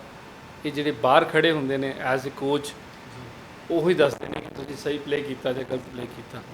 ਤਾਂ ਅਸੀਂ ਇੱਕ ਟਰੈਪ ਦੇ ਵਿੱਚ ਹੈ, ਉਸ ਟਰੈਪ ਤੋਂ ਦੇ ਵਿੱਚੋਂ ਬਾਹਰ ਆਉਣ ਲਈ ਸਹਿਯੋਗੀ ਦੇ ਤੌਰ 'ਤੇ ਸੰਸਥਾ ਸਭ ਦੇ ਨਾਲ ਖੜੀ ਹੈ। ਬਹੁਤ ਵਧੀਆ ਜਾਣਕਾਰੀ ਦਿੱਤੀ ਡਾਕਟਰ ਸਾਹਿਬ। ਇੱਕ ਮੇਰਾ ਸਵਾਲ ਹੋਰ ਸੀਗਾ ਜੀ ਕਿ ਜੇ ਆਪਾਂ ਪੁਰਾਣੇ ਟਾਈਮ ਦੀ ਗੱਲ ਕਰੀਏ, ਪੁਰਾਣੇ ਟਾਈਮ ਦੇ ਵਿੱਚ ਲੋਕਾਂ ਕੋਲੇ ਮੋਬਾਈਲ ਵੀ ਨਹੀਂ ਸੀ, ਕੋਈ ਇੱਦਾਂ ਦਾ ਕੋਈ ਜਿੱਦਾਂ ਸੋਸ਼ਲ ਮੀਡੀਆ ਆਪਾਂ ਕਹਿ ਸਕਦੇ ਹਾਂ, ਇੱਦਾਂ ਦਾ ਕੁਝ ਵੀ ਨਹੀਂ ਸੀਗਾ, ਪਰ ਫਿਰ ਵੀ ਉਹ ਬਹੁਤ ਤੰਦਰੁਸਤ ਰਹਿੰਦੇ ਸੀ ਕਿ ਮਤਲਬ ਚੰਗਾ ਖਾਣਾ ਪੀਣਾ, ਮਤਲਬ ਘਿਓ ਉਹਨਾਂ ਨੂੰ ਗਿਫਟ ਦਿੰਦੇ ਸੀ। ਜਦੋਂ ਕੋਈ ਕਬੱਡੀ ਦੇ ਮੈਚ ਵਗੈਰਾ ਹੁੰਦੇ ਸੀ, ਅਸੀਂ ਸੁਣਿਆ ਆਮ ਕਿ ਘਿਓ ਦੇ ਪੀਪੇ ਉਹਨਾਂ ਨੂੰ ਗਿਫਟ ਕਰਦੇ ਹੁੰਦੇ ਸੀ। ਉਹ ਇੰਨਾ ਘਿਓ ਖਾਣ ਦੇ ਬਾਵਜੂਦ ਵੀ ਮਤਲਬ ਤੰਦਰੁਸਤ ਰਹਿੰਦੇ ਸੀ। ਪਰ ਅੱਜ ਕੱਲ੍ਹ ਜੇ ਆਪਾਂ ਕਿਸੇ ਨੂੰ ਦਾਲ ਸਬਜ਼ੀ ਦੇ ਵਿੱਚ 2 ਚਮਚ ਕਿਸੇ ਘਿਓ ਦੇ ਜਾਂ ਮਤਲਬ ਕਿਸੇ ਚੀਜ਼ ਦੇ ਵੀ ਆਪਾਂ ਪਾਉਂਦੇ ਹਾਂ ਅਤੇ ਉਹ BP ਉਹਨਾਂ ਦਾ ਹਾਈ ਜਾਂ ਲੋ ਦੀ ਪ੍ਰੋਬਲਮ ਆ ਜਾਂਦੀ। ਈਵਨ ਕਿ ਸਾਡੇ ਕੋਲੇ ਮੋਬਾਈਲ ਹੋਣ ਦੇ ਬਾਵਜੂਦ ਵੀ ਸਾਡੇ ਕੋਲੇ ਅਜੇ ਤੱਕ ਉਹ ਗਿਆਨ ਨਹੀਂ ਪਹੁੰਚਿਆ ਕਿ ਮਤਲਬ ਜਿਹਦੇ ਨਾਲ ਅਸੀਂ ਆਪਣੇ ਆਪ ਨੂੰ ਤੰਦਰੁਸਤ ਰੱਖ ਸਕੀਏ। ਪਹਿਲਾਂ ਵਾਲੇ ਤੰਦਰੁਸਤ ਅਤੇ ਹੁਣ ਵਾਲੇ ਤੰਦਰੁਸਤ ਵਿੱਚ ਤੁਸੀਂ ਦੋਨਾਂ ਵਿੱਚ ਕੀ ਫ਼ਰਕ ਸਮਝਦੇ ਹੋ? ਪਹਿਲਾਂ ਤਾਂ ਮੈਂ ਆਪਾਂ ਜਦੋਂ ਸਟਾਰਟ ਕੀਤੀ ਵੀਡੀਓ ਉਦੋਂ ਹੀ ਇੱਕ ਲਿੰਕ ਦੇ ਦਿੱਤਾ ਹੈ, ਰੈਫਰੈਂਸ ਦੇ ਦਿੱਤਾ ਦਰਸ਼ਕਾਂ ਨੂੰ ਕਿ ਪਹਿਲਾਂ ਸਾਡੇ ਮਸਲਸ ਵਰਕਿੰਗ ਦੇ ਸੀ। ਅੱਜ ਸਾਡੇ ਮਸਲ ਕਿਸੇ ਦੇ ਵੀ ਵਰਕਿੰਗ 'ਚ ਨਹੀਂ ਹੈਗੇ, ਠੀਕ ਹੈ। ਫਿਜ਼ੀਕਲੀ ਐਕਟੀਵਿਟੀ ਘਟਣ ਦੇ ਨਾਲ ਸਾਡੇ ਮਸਲ ਦੇ ਜਿਹੜੀ ਪੰਪਿੰਗ ਐਫੀਸ਼ੀਐਂਸੀ ਉਹ ਘਟ ਗਈ। ਜਦੋਂ ਪੰਪ ਸਾਡੇ ਮਸਲ ਪੰਪ ਨਹੀਂ ਕਰਨਗੇ ਤਾਂ ਬਲੱਡ ਸਰਕੂਲੇਟ ਪ੍ਰੋਪਰ ਨਹੀਂ ਰਹਿ ਹੋਏਗਾ। ਜਦੋਂ ਬਲੱਡ ਸਰਕੂਲੇਟ ਪ੍ਰੋਪਰ ਨਹੀਂ ਹੋਏਗਾ ਤਾਂ ਸਾਡੇ ਅੰਦਰ ਹੀਟ ਪ੍ਰੋਡਿਊਸ ਨਹੀਂ ਹੋਏਗੀ। ਜਦੋਂ ਹੀਟ ਪ੍ਰੋਡਿਊਸ ਨਹੀਂ ਹੋਏਗੀ ਤਾਂ ਸਾਡੇ ਚਿਹਰੇ 'ਤੇ ਨੂਰ ਨਹੀਂ ਹੋਏਗਾ, ਲਾਲੀ ਨਹੀਂ ਹੋਏਗੀ, ਗੈਟਿੰਗ ਸਾਡੀ ਸਕਿਨ ਇੱਕ ਨਰਿਸ਼ਮੈਂਟ ਦੇ ਵਿੱਚ ਨਹੀਂ ਆਏਗੀ, ਗਲੋ ਨਹੀਂ ਹੋਏਗਾ। ਪਹਿਲਾਂ ਜੇ ਅਸੀਂ ਉਹਨਾਂ ਨੂੰ ਆਪਣੇ ਬਜ਼ੁਰਗਾਂ ਨੂੰ ਲੰਬੀ ਉਮਰ ਵਿੱਚ ਦੇਖਿਆ ਤਾਂ ਤੁਸੀਂ ਇਹ ਵੀ ਦੇਖਿਆ ਹੋਵੇਗਾ ਉਹਨਾਂ ਦੇ ਚਿਹਰੇ 'ਤੇ ਇੱਕ ਵੱਖਰੀ ਲਾਲੀ ਹੁੰਦੀ ਸੀ। ਉਹ ਲਾਲੀ ਵਾਲੀ ਸਕਿਨ ਅੱਜ ਦੀ ਜਨਰੇਸ਼ਨ 'ਚ ਅੱਜ ਬਿਲਕੁਲ ਵਾਈਟ ਹੋ ਗਏ ਨੇ ਸਾਰੇ, ਠੀਕ ਹੈ, ਸਫੇਦ ਹੋ ਗਏ ਆ। ਤਾਂ ਇਹਦਾ ਮਤਲਬ ਕੀ ਹੈਗਾ ਕਿ ਮਸਲ ਰੁਕਣ ਦੇ ਨਾਲ ਸਾਡਾ ਜੀਵਨ ਰੁਕਿਆ, ਸਾਡੀ ਉਮਰ ਘਟੀ ਹੈ। ਮੈਂ ਇਹ ਨਹੀਂ ਕਹਿ ਰਿਹਾ ਹੈਗਾ ਕਿ ਮਸਲ ਨੂੰ ਐਕਟਿਵ ਰੱਖਣ ਵਾਸਤੇ ਕੋਈ ਤੁਸੀਂ ਕੋਈ ਮਜ਼ਦੂਰੀ ਵੱਲ ਮੂਵ ਕਰ ਜਾਵੋ, ਉਹ ਹਰ ਇਨਸਾਨ ਦਾ ਆਪਣਾ ਆਪਣਾ ਲਾਈਫ ਸਟਾਈਲ ਹੈ। ਲੇਕਿਨ ਸਾਨੂੰ ਇਹ ਕੈਲਕੂਲੇਸ਼ਨ ਰੱਖਣੀ ਪਏਗੀ ਕਿ ਜੋ ਵੀ ਸਾਡਾ ਲਾਈਫ ਸਟਾਈਲ ਹੈ ਇਹਦੇ ਵਿੱਚ ਮੈਂ ਆਪਣੇ ਮਸਲਸ ਬਿਜ਼ੀ ਕਿਵੇਂ ਰੱਖਾਂ। ਠੀਕ ਹੈ, ਸਵੇਰ 40 ਮਿੰਟ ਜਾਂ 1 ਘੰਟਾ 2 ਘੰਟਾ ਜਿਮ ਕਰ ਲਿਆ, ਉਹ ਇੱਕ ਸਹੀ ਪ੍ਰੋਪਰ ਸਹੀ ਸੋਲੂਸ਼ਨ ਨਹੀਂ ਹੈ। ਮੀਨਸ ਸਾਡੇ ਕੰਮ ਬਹੁਤ ਸਾਰੇ ਕੰਮ ਇਸ ਤਰ੍ਹਾਂ ਦੇ ਜਿਹੜੇ ਅਸੀਂ ਘਰੇ ਵੀ ਆਪਣੇ ਮਸਲ ਨੂੰ ਬਿਜ਼ੀ ਕਰ ਸਕਦੇ ਹਾਂ। ਸਾਡਾ ਸੁਭਾਅ ਹੋ ਗਿਆ ਕਿ ਅਸੀਂ ਘਰੇ ਬੈਠੇ ਹੁੰਦੇ ਹਾਂ ਨਾ, ਅਤੇ ਪਾਣੀ ਦਾ ਗਲਾਸ ਵੀ ਆਰਡਰ 'ਤੇ ਮੰਗਵਾ ਕੋਸ਼ਿਸ਼ ਕਰਦੇ ਹਾਂ। ਅਤੇ ਜੇ ਅਸੀਂ ਉੱਥੋਂ ਉੱਠ ਕੇ ਖੁਦ ਪਾਣੀ ਦਾ ਗਲਾਸ ਫੜਦੇ ਹਾਂ, ਉਹਨੂੰ ਭਰਦੇ ਹਾਂ, ਤਾਂ ਉਹਦੇ 'ਚ ਹੀ ਬਹੁਤ ਸਾਰੀਆਂ ਮਸਲਸ ਦੀਆਂ ਐਕਟੀਵਿਟੀਜ਼ ਨੇ, ਖਾਲੀ ਪਾਣੀ ਦਾ ਗਲਾਸ ਭਰਨ ਦੇ ਵਿੱਚ ਹੀ। ਠੀਕ ਹੈ, ਬਹੁਤ ਵਾਰੀ ਅਸੀਂ ਮੂਵ ਕਰਦੇ ਹਾਂ ਬਿਲਡਿੰਗ ਟੂ ਇੱਕ ਅੱਛੀ ਬਿਲਡਿੰਗ ਦੇ ਵਿੱਚ ਜਿਹਦੇ ਵਿੱਚ ਕਾਫੀ ਫਲੋਰਸ ਹੁੰਦੇ ਨੇ, ਤਾਂ ਉਹਦੇ ਵਿੱਚ ਉੱਥੇ ਵੀ ਅਗਰ ਅਸੀਂ ਗਏ ਵਾਇਆ ਲਿਫਟਾਂ 'ਤੇ ਕੋਸ਼ਿਸ਼ ਕਰੀਏ ਕਿ ਵਾਪਸੀ ਵਾਇਆ ਸਟੇਅਰ ਆ ਜਾਈਏ, ਤਾਂ ਉੱਥੇ ਵੀ ਸਾਡੇ ਮਸਲ ਕੰਮ ਕਰਦੇ ਨੇ। ਸੋ ਇਹ ਸਾਨੂੰ ਇੱਕ ਹੈਬਿਟ 'ਚ ਐਡ ਕਰਨੀਆਂ ਪੈਣਗੀਆਂ। ਠੀਕ ਹੈ, ਜੇ ਨਹੀਂ ਕਰਦੇ ਤਾਂ ਸਾਡੇ ਨੁਕਸਾਨ ਹੈ। ਠੀਕ ਹੈ, ਅਸੀਂ ਜਿੰਨਾ ਇਹਨੂੰ ਸੋਲ ਕਰੀ ਜਾਵਾਂਗੇ ਬਾਡੀ ਨੂੰ, ਜਿੰਨਾ ਅਸੀਂ ਇਹਨੂੰ ਸੁਸਤ ਕਰੀ ਜਾਵਾਂਗੇ, ਤੰਦਰੁਸਤੀ ਵੱਲ ਜਾਣਾ ਤਾਂ ਬਹੁਤ ਦੂਰ ਦੀ ਗੱਲ ਹੈਗੀ ਹੈ। ਅਸੀਂ ਜਿੰਨੀ ਕੁ ਉਮਰ ਲਈ ਐਗਜ਼ਿਸਟ ਕਰਦੀ ਹੈ ਬਾਡੀ, ਮਤਲਬ ਜਿੰਨੀ ਕੁ ਉਮਰ ਲਈ ਇਹ ਲਾਇਕ ਹੁੰਦੀ ਹੈ, ਉਹਨਾਂ ਵੀ ਪ੍ਰੋਪਰ ਨਹੀਂ ਭੋਗ ਪਾਵਾਂਗੇ। ਤਾਂ ਇਸ ਕਰਕੇ ਗੱਲ ਫਿਰ ਉਹੀ ਆ ਜਾਂਦੀ ਕਿ ਤੰਦਰੁਸਤ ਅਸੀਂ ਹੋਵਾਂਗੇ ਨਹੀਂ, ਸਾਨੂੰ ਤੰਦਰੁਸਤ ਰਹਿਣਾ ਪਏਗਾ।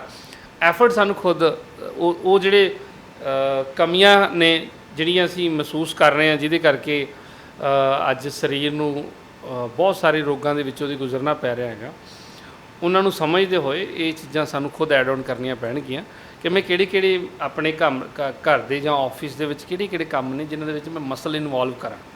ਠੀਕ ਹੈ, ਤਾਂ ਉਹ ਉੱਥੋਂ ਅਸੀਂ ਆਪਣੇ ਮਸਲਸ ਨੂੰ ਦੀ ਜਿਹੜੀ ਪੰਪਿੰਗ ਹੈ ਉਹ ਵਧਾ ਸਕਦੇ ਹਾਂ, ਜਿਹਦੇ ਨਾਲ ਬਲੱਡ ਸਰਕੂਲੇਸ਼ਨ ਸਮੂਥ ਹੋਵੇ ਔਰ ਸਾਡੇ ਸਕਿਨ ਤੱਕ ਔਰ ਸਾਡੇ ਹਰ ਰੋਮ ਤੱਕ ਬਲੱਡ ਦੀ ਜਿਹੜੀ ਇੱਕ ਪ੍ਰੋਪਰ ਪਰਸੈਂਟੇਜ ਮਿਲੇ। ਔਰ ਮੋਸਟਲੀ ਅੱਜ ਜਿੰਨੇ ਵੀ ਅੰਗ ਡੈਮੇਜ ਹੋ ਰਹੇ ਨੇ, ਉਹਦੇ ਵਿੱਚ ਸਭ ਤੋਂ ਪਹਿਲਾ ਕਾਰਨ ਹੈ ਕਿ ਉੱਥੇ ਆਕਸੀਜਨ ਅਤੇ ਬਲੱਡ ਦੀ ਸਪਲਾਈ ਘਟੀ ਹੈ। ਅਤੇ ਉਹ ਤਾਂ ਹੀ ਪ੍ਰੋਪਰ ਹੋਏਗੀ ਜੇ ਉੱਥੇ ਆਕਸੀਜਨ ਅਤੇ ਬਲੱਡ ਦੀ ਪੰਪਿੰਗ ਵਧੇਗੀ। ਅਤੇ ਆਕਸੀਜਨ ਅਤੇ ਬਲੱਡ ਦੀ ਪੰਪਿੰਗ ਵਧਾਉਣ ਵਾਸਤੇ ਤੁਹਾਨੂੰ ਮਸਲਸ ਪਾਵਰ ਆਪਦੇ ਮਸਲ ਐਕਟੀਵਿਟੀ ਵਧਾਉਣੀਆਂ ਪੈਣਗੀਆਂ। ਸੈਕੰਡਲੀ, ਜਿਹੜੀ ਗੱਲ ਤੁਸੀਂ ਕਹੀ ਸੀ ਕਿ ਅੱਜ ਦੇ ਸਮੇਂ 'ਚ 2 ਚਮਚੇ ਘਿਓ ਦੇ ਪਾ ਲਏ ਜਾਂ ਤੋਂ ਨਹੀਂ ਪਚਦੇ, ਤਾਂ ਉਹਦਾ ਰੀਜ਼ਨ ਦੂਸਰਾ ਇਹ ਹੈਗਾ ਕਿ ਜਿਹੜੇ ਘਿਓ ਦੀ ਆਪਾਂ ਗੱਲ ਕਰਦੇ ਹਾਂ, ਨਾ ਜੋ ਪਸ਼ੂ ਰਿਹਾ ਅਤੇ ਨਾ ਉਸ ਤਰ੍ਹਾਂ ਦਾ ਘਿਓ ਦੀ ਕੁਆਲਿਟੀ ਰਹੀ। ਠੀਕ ਹੈ, ਤਾਂ ਆਲਰੇਡੀ ਸਾਡੇ ਫਿਜ਼ੀਕਲੀ ਐਕਟੀਵਿਟੀ ਘੱਟ ਹੋਣ ਕਰਕੇ ਤਾਂ ਉਨੀ ਐਨਰਜੀ ਨੂੰ, ਜਿਹਦੇ ਵਿੱਚ ਕਾਰਬੋਹਾਈਡਰੇਟਸ, ਫੈਟ, ਪ੍ਰੋਟੀਨ ਸਾਰਾ ਕੁਝ ਆ ਜਾਂਦਾ, ਉਹਨੂੰ ਡਾਈਜੈਸਟ ਕਰਨ ਵਾਸਤੇ ਅਸੀਂ ਉਹ ਐਕਟੀਵਿਟੀ ਨਹੀਂ ਕਰਦੇ। ਅਸੀਂ ਤਾਂ ਜੀ ਚਮਚ ਘਿਓ ਦਾ ਪਾ ਲਿਆ ਤਾਂ ਏਸੀ ਔਨ ਕਰਕੇ ਤਾਂ ਰੋਟੀ ਖਾਣੀ ਹੈ, ਅਤੇ ਔਰ ਜਦੋਂ ਅਸੀਂ ਇੰਨੇ ਟੈਂਪਰੇਚਰ ਨੂੰ ਲੋ ਕਰਕੇ ਖਾਣਾ ਖਾਵਾਂਗੇ ਤਾਂ ਲੇਕਿਨ ਬੋਡੀ ਨੂੰ ਡਾਈਜੈਸਟ ਕਰਨ ਲਈ ਹੀਟ ਚਾਹੀਦੀ ਸੀ, ਅਤੇ ਅਸੀਂ ਉਹਨੂੰ ਬਿਠਾਤਾ ਹੈਗਾ ਇੱਕ ਲੋ ਟੈਂਪਰੇਚਰ ਦੇ ਵਿੱਚ, ਤਾਂ ਉਹ ਕੰਬੀਨੇਸ਼ਨ ਉੱਥੇ ਹੀ ਵਿਗੜ ਜਾਂਦਾ ਹੈਗਾ। ਤਾਂ ਜਦੋਂ ਉਹਨੂੰ ਲੋ ਟੈਂਪਰੇਚਰ ਮਿਲੇਗਾ ਤਾਂ ਸਾਡੇ ਲੀਵਰ ਦੀ ਜਿਹੜੀ ਜਠਰ-ਅਗਨੀ ਹੈ ਉਹ ਪ੍ਰੋਪਰ ਬਰਨ ਨਹੀਂ ਕਰੇਗੀ। ਜਦੋਂ ਬਰਨ ਨਹੀਂ ਕਰੇਗੀ, ਸਾਡੇ ਦੁਆਰਾ ਖਾਧਾ ਖਾਣਾ ਪ੍ਰੋਪਰ ਅੱਛੇ ਤਰੀਕੇ ਨਾਲ ਅੰਦਰ ਪੱਕੇਗਾ ਨਹੀਂ। ਖਾਣਾ 2 ਜਗ੍ਹਾ 'ਤੇ ਪੱਕਦਾ ਹੈ, ਇੱਕ ਸਾਡੀ ਕਿਚਨ ਦੇ ਵਿੱਚ, ਇੱਕ ਅੰਦਰ ਜਾ ਕੇ ਜਠਰ-ਅਗਨੀ ਦੇ ਵਿੱਚ। ਅਤੇ ਜੇ ਕਿਚਨ 'ਚ ਸਹੀ ਪੱਕ ਕੇ ਆ ਗਿਆ ਅਤੇ ਜਠਰ-ਅਗਨੀ 'ਚ ਸਹੀ ਨਹੀਂ ਪੱਕਿਆ ਹੈਗਾ, ਤਾਂ ਉਹ ਕਿਚਨ ਦਾ ਸਹੀ ਪੱਕਿਆ ਵੀ ਵਿਅਰਥ ਹੋ ਜਾਂਦਾ ਹੈ। ਅਤੇ ਜਠਰ-ਅਗਨੀ ਤਾਂ ਹੀ ਆਪਣੇ ਐਕਟੀਵਿਟੀਜ਼ ਪ੍ਰੋਪਰ ਕਰਦੀ ਹੈ ਜੇ ਉਹਨੂੰ ਤਕਰੀਬਨ ਇੱਕ ਨੈਚੁਰਲ ਔਰ ਨਿਊਟਰਲ এনवायरमेंट ਦੇ ਵਿੱਚ ਤੁਸੀਂ ਆਪਣੇ ਖਾਣੇ ਨੂੰ, ਭੋਜਨ ਨੂੰ ਖਾਂਦੇ ਹੋ। ਵੈਸੇ ਵੀ ਭੋਜਨ ਖਾਣ ਦੇ ਨਿਯਮ ਕਈ ਵਾਰੀ ਅਸੀਂ ਵੀਡੀਓ 'ਚ ਦੱਸੇ ਵੀ ਹੈ। ਖਾਸ ਕਰ ਚਲੋ ਗਰਮੀ ਹੈ ਤਾਂ ਅਸੀਂ ਇੱਕ ਪੱਖੇ ਦਾ ਸੇਵਨ ਤਾਂ ਕਰ ਸਕਦੇ ਹਾਂ, ਲੇਕਿਨ ਏਸੀ ਦੇ ਸੇਵਨ ਦੇ ਵਿੱਚ ਜੇ ਤੁਸੀਂ ਰੋਟੀ ਨੂੰ ਖਾਓਗੇ ਤਾਂ ਉਹ ਖਾਣਾ ਪ੍ਰੋਪਰ ਡਾਈਜੈਸਟ ਨਹੀਂ ਹੋਏਗਾ। ਉਹ ਡਾਈਜੈਸਟ ਨਹੀਂ ਹੋਏਗਾ ਤਾਂ ਅੱਧ ਪੱਕਿਆ ਹੋਇਆ ਪੱਕਿਆ ਮੀਨਸ ਜਿਹੜਾ ਅੰਦਰ ਪੱਕਣਾ ਸੀ, ਤੇ ਅੱਧ ਗਲਿਆ ਹੋਇਆ, ਠੀਕ ਹੈ, ਮੀਨਸ ਅੱਧ ਪਚਿਆ ਹੋਇਆ।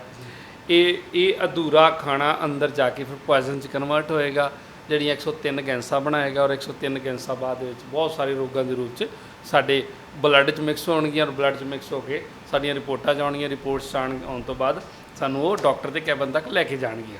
ਸੋ ਇਹ ਜਿੰਨਾ ਕਿ ਮੈਂ ਐਕਸਪਲੇਨ ਕੀਤਾ ਹੈਗਾ, ਇਸ ਤਰ੍ਹਾਂ ਬਹੁਤ ਸਾਰੇ ਪਰਿਵਾਰਾਂ ਨਾਲ, ਬਹੁਤ ਸਾਰੇ ਸਰੀਰਾਂ ਨਾਲ ਘਟ ਰਿਹਾ, ਉਹ ਹੋ ਰਿਹਾ, ਉਹ ਕਰ ਰਹੇ ਨੇ, ਠੀਕ ਹੈ। ਤਾਂ ਤੰਦਰੁਸਤ ਰਹਿਣ ਦਾ ਐਫਰਟ ਤਾਂ ਫਿਰ ਉੱਥੇ ਉਹਨਾਂ ਦਾ ਹੀ ਬਣਿਆ ਨਾ, ਠੀਕ ਹੈ। ਡਾਕਟਰ ਨੇ ਤਾਂ ਨਹੀਂ ਆਵਾਜ਼ ਮਾਰੀ ਕਿ ਮੇਰੇ ਕੋਲ ਆ ਕੇ ਟੈਬਲੇਟ ਲੈ ਕੇ ਜਾਓ, ਅਸੀਂ ਖੁਦ ਪਹੁੰਚੇ। ਪਹੁੰਚ ਕਿਉਂ ਕੀਤੀ ਹੈ? ਕਿਉਂਕਿ ਸਾਡੇ ਅੰਦਰ ਸਮੱਸਿਆਵਾਂ ਆ ਗਈਆਂ। ਸਮੱਸਿਆਵਾਂ ਕਿਉਂ ਆਈਆਂ? ਕਿ ਅਸੀਂ ਤੰਦਰੁਸਤ, ਅੱਛਾ ਫਿਰ ਇੰਨਾ ਕੁਛ ਕਰਨ ਦੇ ਬਾਵਜੂਦ ਵੀ ਅਸੀਂ ਫਿਰ ਵੀ ਕਹਿ ਦਿੰਦੇ ਵੀ ਅੱਜ ਕੱਲ੍ਹ ਪਤਾ ਨਹੀਂ ਤੰਦਰੁਸਤੀ ਕਿਉਂ ਨਹੀਂ ਹੈ। ਕਿਉਂਕਿ ਅਸੀਂ ਤੰਦਰੁਸਤੀ ਇਸ ਕਰਕੇ ਨਹੀਂ, ਕਿਉਂਕਿ ਅਸੀਂ ਤੰਦਰੁਸਤ ਰਹਿਣ ਲਈ ਕੋਈ ਐਕਟੀਵਿਟੀ ਕਰ ਨਹੀਂ ਰਹੇ। ਤੰਦਰੁਸਤ ਰਹਿਣ ਲਈ ਐਕਟੀਵਿਟੀ ਦਾ ਮਤਲਬ ਇਹ ਨਹੀਂ ਕਿ ਸਵੇਰ ਵਾਕ ਕਰਨਾ ਜਾਂ ਦੌੜ ਲਗਾਉਣਾ ਜਾਂ ਖਾਲੀ ਜਿਮ ਕਰਨਾ ਇਹੀ ਐਕਟੀਵਿਟੀ ਹੈ। ਤੁਸੀਂ ਆਪਣੇ ਖਾਣੇ ਦਾ ਸਹੀ ਨਿਯਮ ਫੋਲੋ ਕਰ ਲਓ ਘਰੇ, ਇਹ ਵੀ ਤੁਹਾਡੇ ਲਈ ਇੱਕ ਅਭਿਆਸ ਹੈ, ਐਕਸਰਸਾਈਜ਼ ਹੈ। ਤੁਸੀਂ ਆਪਣੇ ਸੌਣ ਦਾ ਨਿਯਮ ਸਹੀ ਕਰ ਲਓ, ਇਹ ਵੀ ਇੱਕ ਐਕਸਰਸਾਈਜ਼ ਅਭਿਆਸ ਹੈ। ਗੈਟਿੰਗ ਤੁਸੀਂ ਆਪਣੇ ਉੱਠਣ ਬਹਿਣ ਦਾ, ਤੁਸੀਂ ਆਪਣੇ ਜਿੱਥੇ ਅਸੀਂ ਸਰੀਰਕ ਖੁਰਾਕ ਦੀ ਗੱਲ ਕਰਦੇ ਉੱਥੇ ਸਾਨੂੰ ਮਾਨਸਿਕ ਖੁਰਾਕ ਦੀ ਵੀ ਅਗਰ ਅਸੀਂ ਆਪਣੀ ਭਰਪਾਈ, ਮਾਨਸਿਕ ਖੁਰਾਕ ਦਾ ਮਤਲਬ ਹੈ ਜਿਵੇਂ ਕਿ ਤੁਸੀਂ ਇੱਕ ਗੱਲ ਕਹੀ ਵੀ ਸੀ ਕਿ ਮੋਬਾਈਲਸ ਦੇ ਉੱਤੇ ਹੋਣ ਦੇ ਬਾਵਜੂਦ ਸਾਡੇ ਕੋਲ ਸਹੀ ਜਾਣਕਾਰੀ ਨਹੀਂ, ਇਸ ਲਈ ਨਹੀਂ ਹੈਗੀ ਕਿ ਮੋਬਾਈਲ 'ਤੇ ਉਹੀ ਚੀਜ਼ ਆਏਗੀ ਜੋ ਤੁਸੀਂ ਉਹਦੀ ਸਰਚ ਆਪਸ਼ਨ ਦੇ ਵਿੱਚ ਟਾਈਪ ਕਰੋਗੇ, ਠੀਕ ਹੈ। ਤਾਂ ਉਹਦੇ ਵਿੱਚ ਬਹੁਤ ਕੁਝ ਅੱਛਾ ਵੀ ਹੈ, ਬਹੁਤ ਕੁਝ ਬੁਰਾ ਵੀ ਹੈ, ਲੇਕਿਨ ਉਹ ਤੁਹਾਡੀ ਸਮਝ ਤੱਕ ਤਾਂ ਆਏਗਾ ਜੇ ਸਾਡੀ ਐਸੋਸੀਏਸ਼ਨ ਉਸ ਤਰ੍ਹਾਂ ਦੀ ਹੋਏਗੀ, ਜੇ ਸਾਡੇ ਕੋਲ ਰੈਫਰੈਂਸ ਹੋਣਗੇ ਤਾਂ ਹੀ ਅਸੀਂ ਟਾਈਪ ਕਰਾਂਗੇ ਨਾ ਵੀ ਸਾਨੂੰ ਆਹ ਚੀਜ਼ ਚਾਹੀਦੀ ਹੈ, ਤਾਂ ਹੀ ਉਸ ਤਰ੍ਹਾਂ ਦੀਆਂ ਵੀਡੀਓਜ਼ ਆਉਣਗੀਆਂ।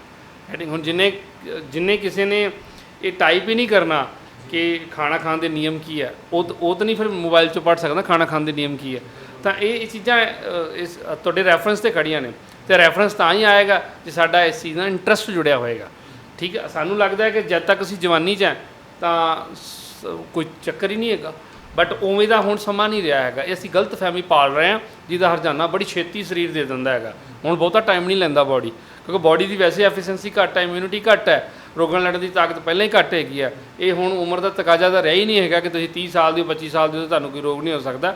ਥੋੜ੍ਹੀ ਜਿਹੀ ਗਲਤੀ ਕਰਕੇ ਦੇਖੋ ਸਰੀਰ ਨਾਲ ਦੀ ਨਾਲ ਹੀ ਲੰਮਾ ਪਾ ਲੈਂਦਾ ਬੰਦੇ ਨੂੰ, ਠੀਕ ਹੈ। ਤਾਂ ਇਸ ਕਰਕੇ ਜਿੱਥੇ ਅਸੀਂ ਹੋਰ ਬਹੁਤ ਸਾਰੀਆਂ ਚੀਜ਼ਾਂ ਦੀ ਹੌਬੀਜ਼ ਡਿਵੈਲਪ ਕਰਕੇ ਬੈਠੇ ਹੋਏ ਹਾਂ, ਬਣਾ ਕੇ ਬੈਠੇ ਹੋ, ਉੱਥੇ ਸਾਨੂੰ ਤੰਦਰੁਸਤ ਕਿਵੇਂ ਰਿਹਾ ਜਾਵੇ ਇਹਦੀ ਹੌਬੀਜ਼ ਵੀ ਸਾਨੂੰ ਡਿਵੈਲਪ ਕਰਨੀ ਚਾਹੀਦੀ ਹੈ। ਔਰ ਇਹਦਾ ਫਾਇਦਾ ਨਾ ਸਿਰਫ ਤੁਹਾਨੂੰ ਇੰਡੀਵਿਜੂਅਲੀ ਮਿਲਣਾ ਹੁੰਦਾ, ਤੁਹਾਡੇ ਪਰਿਵਾਰ ਨੂੰ ਵੀ ਮਿਲਣਾ, ਤੁਹਾਡੇ ਨੀਅਰ ਡੀਅਰ ਯਾਰਾਂ ਦੋਸਤਾਂ ਨੂੰ ਵੀ ਮਿਲਣਾ, ਤੁਹਾਡੀ ਫੈਮਿਲੀ ਨੂੰ ਵੀ ਮਿਲਣਾ, ਤੁਹਾਡੇ ਆਉਣ ਵਾਲੇ ਬੱਚਿਆਂ ਨੂੰ ਵੀ ਇਹਦਾ ਫਾਇਦਾ ਮਿਲਦਾ ਜੇ ਤੁਸੀਂ ਨੈਚੁਰਲ ਸਾਇੰਸ ਦਾ ਕੋਈ ਗਿਆਨ ਹਾਸਲ ਕਰਕੇ ਬੈਠੇ ਹੋ। ਸੋ ਟਾਈਟਲ ਫਿਰ ਉਹੀ ਆ ਜਾਂਦਾ ਕਿ ਜੇ ਤੁਹਾਨੂੰ ਇਹ ਲੱਗਦਾ ਕਿ ਤੰਦਰੁਸਤ ਰਵਾਂਗੇ ਤਾਂ ਇਹ ਇੱਕ ਤੁਹਾਡਾ ਭਰਮ ਹੈ। ਤੰਦਰੁਸਤ ਰਹਿਣ ਵਾਸਤੇ ਤੁਹਾਨੂੰ ਖੁਦ ਐਕਟੀਵਿਟੀਜ਼ ਕਰਨੀਆਂ ਪੈਣਗੀਆਂ। ਤੰਦਰੁਸਤ ਇੱਕ ਨੈਚੁਰਲ ਪ੍ਰੋਸੈਸ ਨਾਲ ਬਾਈ ਡਿਫਾਲਟ ਨੇਚਰ ਸਾਨੂੰ ਤੰਦਰੁਸਤ ਰੱਖੇ, ਉਹ ਤਾਂ ਹੀ ਰੱਖੇਗੀ ਜੇ ਸਾਡੇ ਕੋਲ ਨੈਚੁਰਲ ਰਿਸੋਰਸਸ ਹੋਣਗੇ। ਤਾਂ ਉਹਨਾਂ ਦੀ ਬਹੁਤ ਵੱਡੇ ਪੱਧਰ 'ਤੇ ਕਮੀ ਹੈ। ਕਹਿਣ ਦਾ ਮਤਲਬ ਕਿ ਅਸੀਂ ਜਦੋਂ ਘਰ ਡਿਵੈਲਪ ਕੀਤਾ ਆਪਦਾ, ਉਸ ਘਰ ਦੇ ਵਿੱਚ ਮੈਂ ਵੈਸੇ ਹੀ ਅਸੀਂ ਕੁਐਸਚਨ ਪੁੱਟ ਕਰਦੇ ਹੁੰਦੇ ਕਿ ਭਾਈ ਸਾਹਿਬ ਇੱਕ ਚੀਜ਼ ਲੱਭ ਕੇ ਦੱਸੋ। ਮੈਂ ਦਰਸ਼ਕਾਂ ਨੂੰ ਵੀ ਸਵਾਲ ਕਰੂੰਗਾ, ਔਰ ਜੇ ਤੁਹਾਨੂੰ ਉਹ ਗੱਲ ਉਸ ਚੀਜ਼ ਦਾ ਨਾਮ ਯਾਦ ਆ ਜਾਵੇ ਥੱਲੇ ਕਮੈਂਟਸ ਦੇ ਵਿੱਚ ਲਿਖਿਓ ਜੇ, ਸਾਨੂੰ ਪਤਾ ਲੱਗੇਗਾ ਤੁਸੀਂ ਵੀਡੀਓ ਇੱਥੋਂ ਤੱਕ ਦੇਖੀ ਹੈ। ਉਹ ਚੀਜ਼ ਹੈਗੀ ਕਿ ਤੁਸੀਂ ਸਵੇਰ ਦੇ ਉੱਠਣ ਤੋਂ ਲੈ ਕੇ ਰਾਤ ਦੇ ਸੌਣ ਤੱਕ ਇੱਕ ਨੈਚੁਰਲ ਚੀਜ਼ ਦਾ ਨਾਮ ਲੱਭ ਕੇ ਲਿਖ ਦਿਓ ਵੀ ਆਹ ਚੀਜ਼ ਜੀ ਮੈਂ ਰੈਗੂਲਰ ਨੈਚੁਰਲ ਲੈਣਾ। ਅਤੇ ਜਦੋਂ ਤੁਸੀਂ ਇਹਨੂੰ ਫਾਈਂਡ ਆਊਟ ਕਰੋਗੇ ਤਾਂ ਇੱਕ ਪਾਣੀ ਦੀ ਬੂੰਦ ਵੀ ਨੈਚੁਰਲ ਨਹੀਂ ਲੱਭੇਗੀ ਤੁਹਾਨੂੰ, ਅਤੇ ਬੋਡੀ ਤਾਂ ਨੈਚੁਰਲ ਬਣੀ ਆ ਨਾ। ਹੁਣ ਜਿਹੜੀ ਗੱਡੀ ਪੈਟਰੋਲ ਦੇ ਇੰਜਨ ਨਾਲ ਤਿਆਰ ਕੀਤੀ ਗਈ ਆ, ਉਹਨੂੰ ਚਲਾਉਣ ਲਈ ਪੈਟਰੋਲ ਹੀ ਚਾਹੀਦਾ, ਉਹਦੇ 'ਚ ਕੈਰੋਸੀਨ ਪਾ ਕੇ ਨਹੀਂ ਚਲਾ ਸਕਦੇ। ਸੇਮ ਹੈ, ਇਹ ਨੇਚਰ ਨੇ ਬਣਾਈ ਹੈ, ਇਹਨੂੰ ਜਿੰਦਾ ਰਹਿਣ ਲਈ ਨੈਚੁਰਲ ਮਾਹੌਲ, ਨੈਚੁਰਲ ਖਾਣਾ ਔਰ ਨੈਚੁਰਲ ਜਿਹੜੇ ਕਿ ਰॉ ਮਟੀਰੀਅਲ ਹੀ ਚਾਹੀਦੇ ਨੇ, ਅਤੇ ਉਹ ਤਾਂ ਸਾਡੇ ਕੋਲ ਕਿਉਂ ਨਹੀਂ ਰਹੇਗਾ, ਠੀਕ ਹੈ। ਤਾਂ ਉਹ ਇਸ ਕਰਕੇ ਤੰਦਰੁਸਤ ਰਹਿਣ ਲਈ ਅੱਜ ਦੀ ਸਦੀ ਦੇ ਵਿੱਚ ਐਫਰਟਸ ਕਰਨੇ ਪੈਣਗੇ। ਜੇ ਉਹ ਐਫਰਟਸ ਨਹੀਂ ਕਰੇਗਾ, ਉਹ ਮੈਂ ਨਹੀਂ ਕਹਿ ਰਿਹਾ, ਸਾਡੀ ਦੁਆ ਹੈ ਕਿ ਸਾਰੇ ਹੀ 100 ਸਾਲ ਜਿਉਣ, ਬਟ ਸੱਚਾਈ ਹੈ ਜੋ ਡਾਟੇ ਆ ਰਹੇ ਨੇ, ਜੋ ਪ੍ਰੈਕਟੀਕਲ ਆ ਰਿਹਾ ਅੱਗੇ, ਜੋ ਐਫਰਟ ਨਹੀਂ ਕਰੇਗਾ ਉਹ ਇਸ ਪਲੈਨਟ 'ਤੇ ਲੰਬੀ ਉਮਰ ਜਿਉਣ ਦਾ ਹੱਕਦਾਰ ਹੈ ਹੀ ਨਹੀਂ ਹੈ। ਉਹਨੂੰ ਨੇਚਰ ਲੰਬਾ ਲੈ ਕੇ ਨਹੀਂ ਜਾਂਦੀ ਹੈਗੀ ਕਿਉਂਕਿ ਉਹਨੇ ਕੋਈ ਐਫਰਟ ਨਹੀਂ ਕੀਤੀ। ਸੋ ਇਹ ਜੋ ਵੀ ਐਫਰਟਸ ਨੇ ਤਾਂ ਸੰਸਥਾ ਵੱਲੋਂ ਇਹੀ ਕੋਸ਼ਿਸ਼ ਕਰਵਾਈ ਜਾਂਦੀ ਹੈ ਕਿ ਤੁਸੀਂ ਇਹਨਾਂ ਐਫਰਟਸ ਦਾ ਹਿੱਸਾ ਬਣੋ। ਸਾਰਿਆਂ ਦੀ ਆਦਤ ਨਹੀਂ ਹੁੰਦੀ, ਪਰ ਜਦੋਂ ਤੁਸੀਂ ਇਸ ਐਸੋਸੀਏਸ਼ਨ ਦਾ ਹਿੱਸਾ ਬਣੋਗੇ ਆਦਤ ਆਪਣੇ ਆਪ ਬਣਨੀ ਸ਼ੁਰੂ ਹੋ ਜਾਏਗੀ, ਕਿਉਂਕਿ ਤੁਹਾਡੇ ਆਲੇ ਦੁਆਲੇ ਲੋਕ ਉਹ ਚੀਜ਼ਾਂ ਕਰ ਰਹੇ ਹੋਣਗੇ, ਉਹਨੂੰ ਵੇਖ ਕੇ ਤੁਹਾਡਾ ਮਨ ਵੀ ਕਰ ਪੈਂਦਾ। ਡਾਕਟਰ ਸਾਹਿਬ ਜਿਵੇਂ ਤੁਸੀਂ ਜਿਮ ਬਾਰੇ ਜ਼ਿਕਰ ਕੀਤਾ ਸੀ ਇੱਕ ਕਿ ਜਿਮ ਵਿੱਚ ਜਾਂਦੇ ਨੇ ਲੋਕ ਤੇ ਐਕਸਰਸਾਈਜ਼ ਵਗੈਰਾ ਲੈ ਕੇ ਵਾਪਸ ਆ ਜਾਂਦੇ ਨੇ, ਪਰ ਉਹ ਆਪਣੇ ਮਸਲਸ ਨੂੰ ਵਰਕਿੰਗ ਦੇ ਵਿੱਚ ਨਹੀਂ ਲੈ ਕੇ ਆਉਂਦੇ। ਪਰ ਇਹਦੇ ਨਾਲ ਇੱਕ ਹੋਰ ਗੱਲ ਜੁੜਦੀ ਹੈ ਕਿ ਤੰਦਰੁਸਤ ਰਹਿਣ ਲਈ ਉਹ ਕੋਈ ਡਾਈਟ ਚਾਰਟ ਆਪਣਾ ਪਲਾਨ ਕਰਦੇ ਆ ਕਿ ਐਕਸਰਸਾਈਜ਼ ਲਗਾਈ, ਡਾਈਟ ਚਾਰਟ ਪਲਾਨ ਕੀਤਾ, ਪਰ ਘਰੇ ਆ ਕੇ ਮਸਲਸ ਨੂੰ ਵਰਕਿੰਗ ਦੇ ਵਿੱਚ ਨਹੀਂ ਲੈ ਕੇ ਆਉਂਦਾ। ਕੀ ਉਹ ਇਸ ਤਰੀਕੇ ਨਾਲ ਸਿਰਫ ਡਾਈਟ ਚਾਰਟ ਫੋਲੋ ਕਰਨ ਨਾਲ ਤੰਦਰੁਸਤ ਰਹਿ ਸਕਦੇ ਕਿ ਨਹੀਂ? ਡਾਈਟ ਚਾਰਟ ਜਿਹੜਾ ਵੀ ਦੇਖੋ, ਮੈਂ ਇਹਦੇ 'ਚ ਵੇਰੀਏਸ਼ਨ ਦੇਖੀ ਹੈ। ਬਹੁਤ ਸਾਰੇ ਜਿਮ ਕਰਨ ਵਾਲੇ ਜਿਹੜੇ ਲੋਕ ਨੇ, ਉਹਨਾਂ 'ਚ ਉਹ ਵੀ ਨੇ ਜਿਹੜੇ ਜਿਮ ਵੀ ਕਰਦੇ ਨੇ ਔਰ ਨੈਚੁਰਲ ਡਾਈਟ ਵੀ ਫੋਲੋ ਕਰਦੇ ਨੇ, ਉਹ ਵੀ ਮੈਂ ਦੇਖੇ ਨੇ। ਮੈਂ ਉਹ ਵੀ ਦੇਖੇ ਨੇ ਤੇ ਜਿਮ ਵੀ ਕਰਦੇ ਨੇ ਲੇਕਿਨ ਸਟੀਰੋਇਡ ਹੀ ਲੈਂਦੇ ਨੇ, ਮੈਂ ਵੀ ਦੇਖੇ ਨੇ। ਤਾਂ ਇਹਦੇ 'ਚ ਵੇਰੀਏਸ਼ਨ ਅਸੀਂ ਜ਼ਰੂਰ ਦੇਖੀ ਹੈ। ਲੇਕਿਨ ਜਿਹੜਾ ਚਾਰਟ ਜੋ ਵੀ ਕੋਈ ਡਿਜ਼ਾਈਨ ਕਰੇ, ਉਹ ਇੱਕ ਚੀਜ਼ ਦਾ ਖਿਆਲ ਰੱਖੇ ਕਿ ਜਿਹੜੀ ਚੀਜ਼ ਨੂੰ ਖਾ ਰਿਹਾ ਉਹਦੇ ਰਿਸੋਰਸਿਸ ਬਾਰੇ ਜ਼ਰੂਰ ਪਤਾ ਕਰੇ। ਅਦਰਵਾਈਜ਼ ਉਹਦੇ ਨਾਲ ਬਹੁਤ ਵੱਡਾ ਸ਼ੋਸ਼ਣ ਹੋਣ ਵਾਲਾ ਹੈ, ਟਾਰਚਰ ਹੋਣ ਵਾਲਾ ਉਹਦੇ ਸਰੀਰ ਨਾਲ। ਰਿਸੋਰਸਿਸ ਦਾ ਮਤਲਬ ਜੇ ਅਗਰ ਕੋਈ ਉਹ ਪੈਕਡ ਚੀਜ਼ ਵੀ ਲੈ ਰਿਹਾ ਤਾਂ ਉਹਦੇ ਉਹ ਇਨਗਰੀਡੀਐਂਟਸ ਨੂੰ ਪੜ੍ਹੇ ਔਰ ਇਨਗਰੀਡੀਐਂਟਸ ਨੂੰ ਪੜ੍ਹਨ ਤੋਂ ਬਾਅਦ ਉਹਦੇ ਰਿਸੋਰਸਿਸ ਫਾਈਂਡ ਆਊਟ ਕਰੇ ਵੀ ਇਹ ਲਿਆ ਕਿੱਥੋਂ ਗਿਆ ਸੀ। ਠੀਕ ਹੈ, ਤਾਂ ਜਦੋਂ ਉਹਨਾਂ ਚੀਜ਼ਾਂ ਨੂੰ ਪੜ੍ਹੇਗਾ, ਉਹਨੂੰ ਆਪਣੇ ਆਪ ਹੀ ਦੁੱਧ ਦਾ ਦੁੱਧ ਪਾਣੀ ਦਾ ਪਾਣੀ ਹੋ ਜਾਣਾ, ਉਹਨੂੰ ਸਮਝ ਲੱਗ ਜਾਣੀ ਵੀ ਇਹ ਚੀਜ਼ ਕਿਵੇਂ ਮੇਰੇ ਲੀਵਰ ਦਾ ਸੱਤਿਆਨਾਸ਼ ਮਾਰ ਸਕਦੀ ਹੈ, ਕਰ ਸਕਦੀ ਹੈਗੀ ਹੈ। ਸੋ ਜੇ ਅਸੀਂ ਉਹਨੂੰ ਨੈਚੁਰਲ ਡਾਈਟ ਵੱਲ ਲੈ ਕੇ ਆਉਂਦੇ ਹੈਗੇ ਆ, ਕਾਰਬੋਹਾਈਡਰੇਟਸ, ਫੈਟ, ਪ੍ਰੋਟੀਨ ਦੇ ਬੇਸ ਦੇ ਮੁਤਾਬਕ, ਇੱਕ ਤਾਂ ਆਇਨਿਕ ਫਾਰਮ 'ਚ ਹੋਏਗਾ। ਆਇਨਿਕ ਫਾਰਮ ਦਾ ਸਭ ਤੋਂ ਵੱਡਾ ਫਾਇਦਾ ਹੁੰਦਾ ਜਿੰਨਾ ਮਰਜ਼ੀ ਐਕਸੈਸਿਵ ਮਾਤਰਾ 'ਚ ਲੈ ਲਓ, ਜੇ ਤੁਹਾਡੇ ਮਸਲ ਐਕਟੀਵਿਟੀਜ਼ ਹੈਗੀਆਂ ਨੇ ਉਹ ਕਦੀ ਵੀ ਰੋਗ ਨਹੀਂ ਬਣਾਉਂਦੀ। ਠੀਕ ਹੈ, ਔਰ ਜਿਹੜੀ ਫਾਰਮੂਲੇਟ ਕੀਤੀ ਗਈ ਚੀਜ਼ ਹੁੰਦੀ ਉਹ ਆਇਨਿਕ ਫਾਰਮ 'ਚ ਨਹੀਂ ਹੁੰਦੀ, ਇਸ ਕਰਕੇ ਉਹਦੇ 'ਚ ਥੋੜ੍ਹੀ ਜਿਹੀ ਐਕਸੈਸਿਵ ਮਾਤਰਾ ਵੀ ਤੁਹਾਨੂੰ ਰੋਗ ਵੱਲ ਲਿਜਾ ਸਕਦੀ ਹੈ। ਤਾਂ ਇਹ ਦੋ ਤਰ੍ਹਾਂ ਦੀ ਇੱਕ ਵੇਰੀਏਸ਼ਨ ਰਹਿੰਦੀ ਹੈ। ਜੋ ਵੀ ਡਾਈਟ ਆਪਾਂ ਉਹਦੇ 'ਚ ਬਣਾਉਣੀ ਹੈਗੀ, ਚਾਰਟ ਬਣਾਉਣਾ ਹੈਗਾ, ਉਹਨੂੰ ਆਪਾਂ ਨੈਚੁਰਲ ਵੇ ਦੇ ਵਿੱਚ ਰਹਿ ਕੇ ਹੀ, ਦਾਇਰੇ 'ਚ ਰਹਿ ਕੇ ਹੀ ਡਿਜ਼ਾਈਨ ਕਰੀਏ।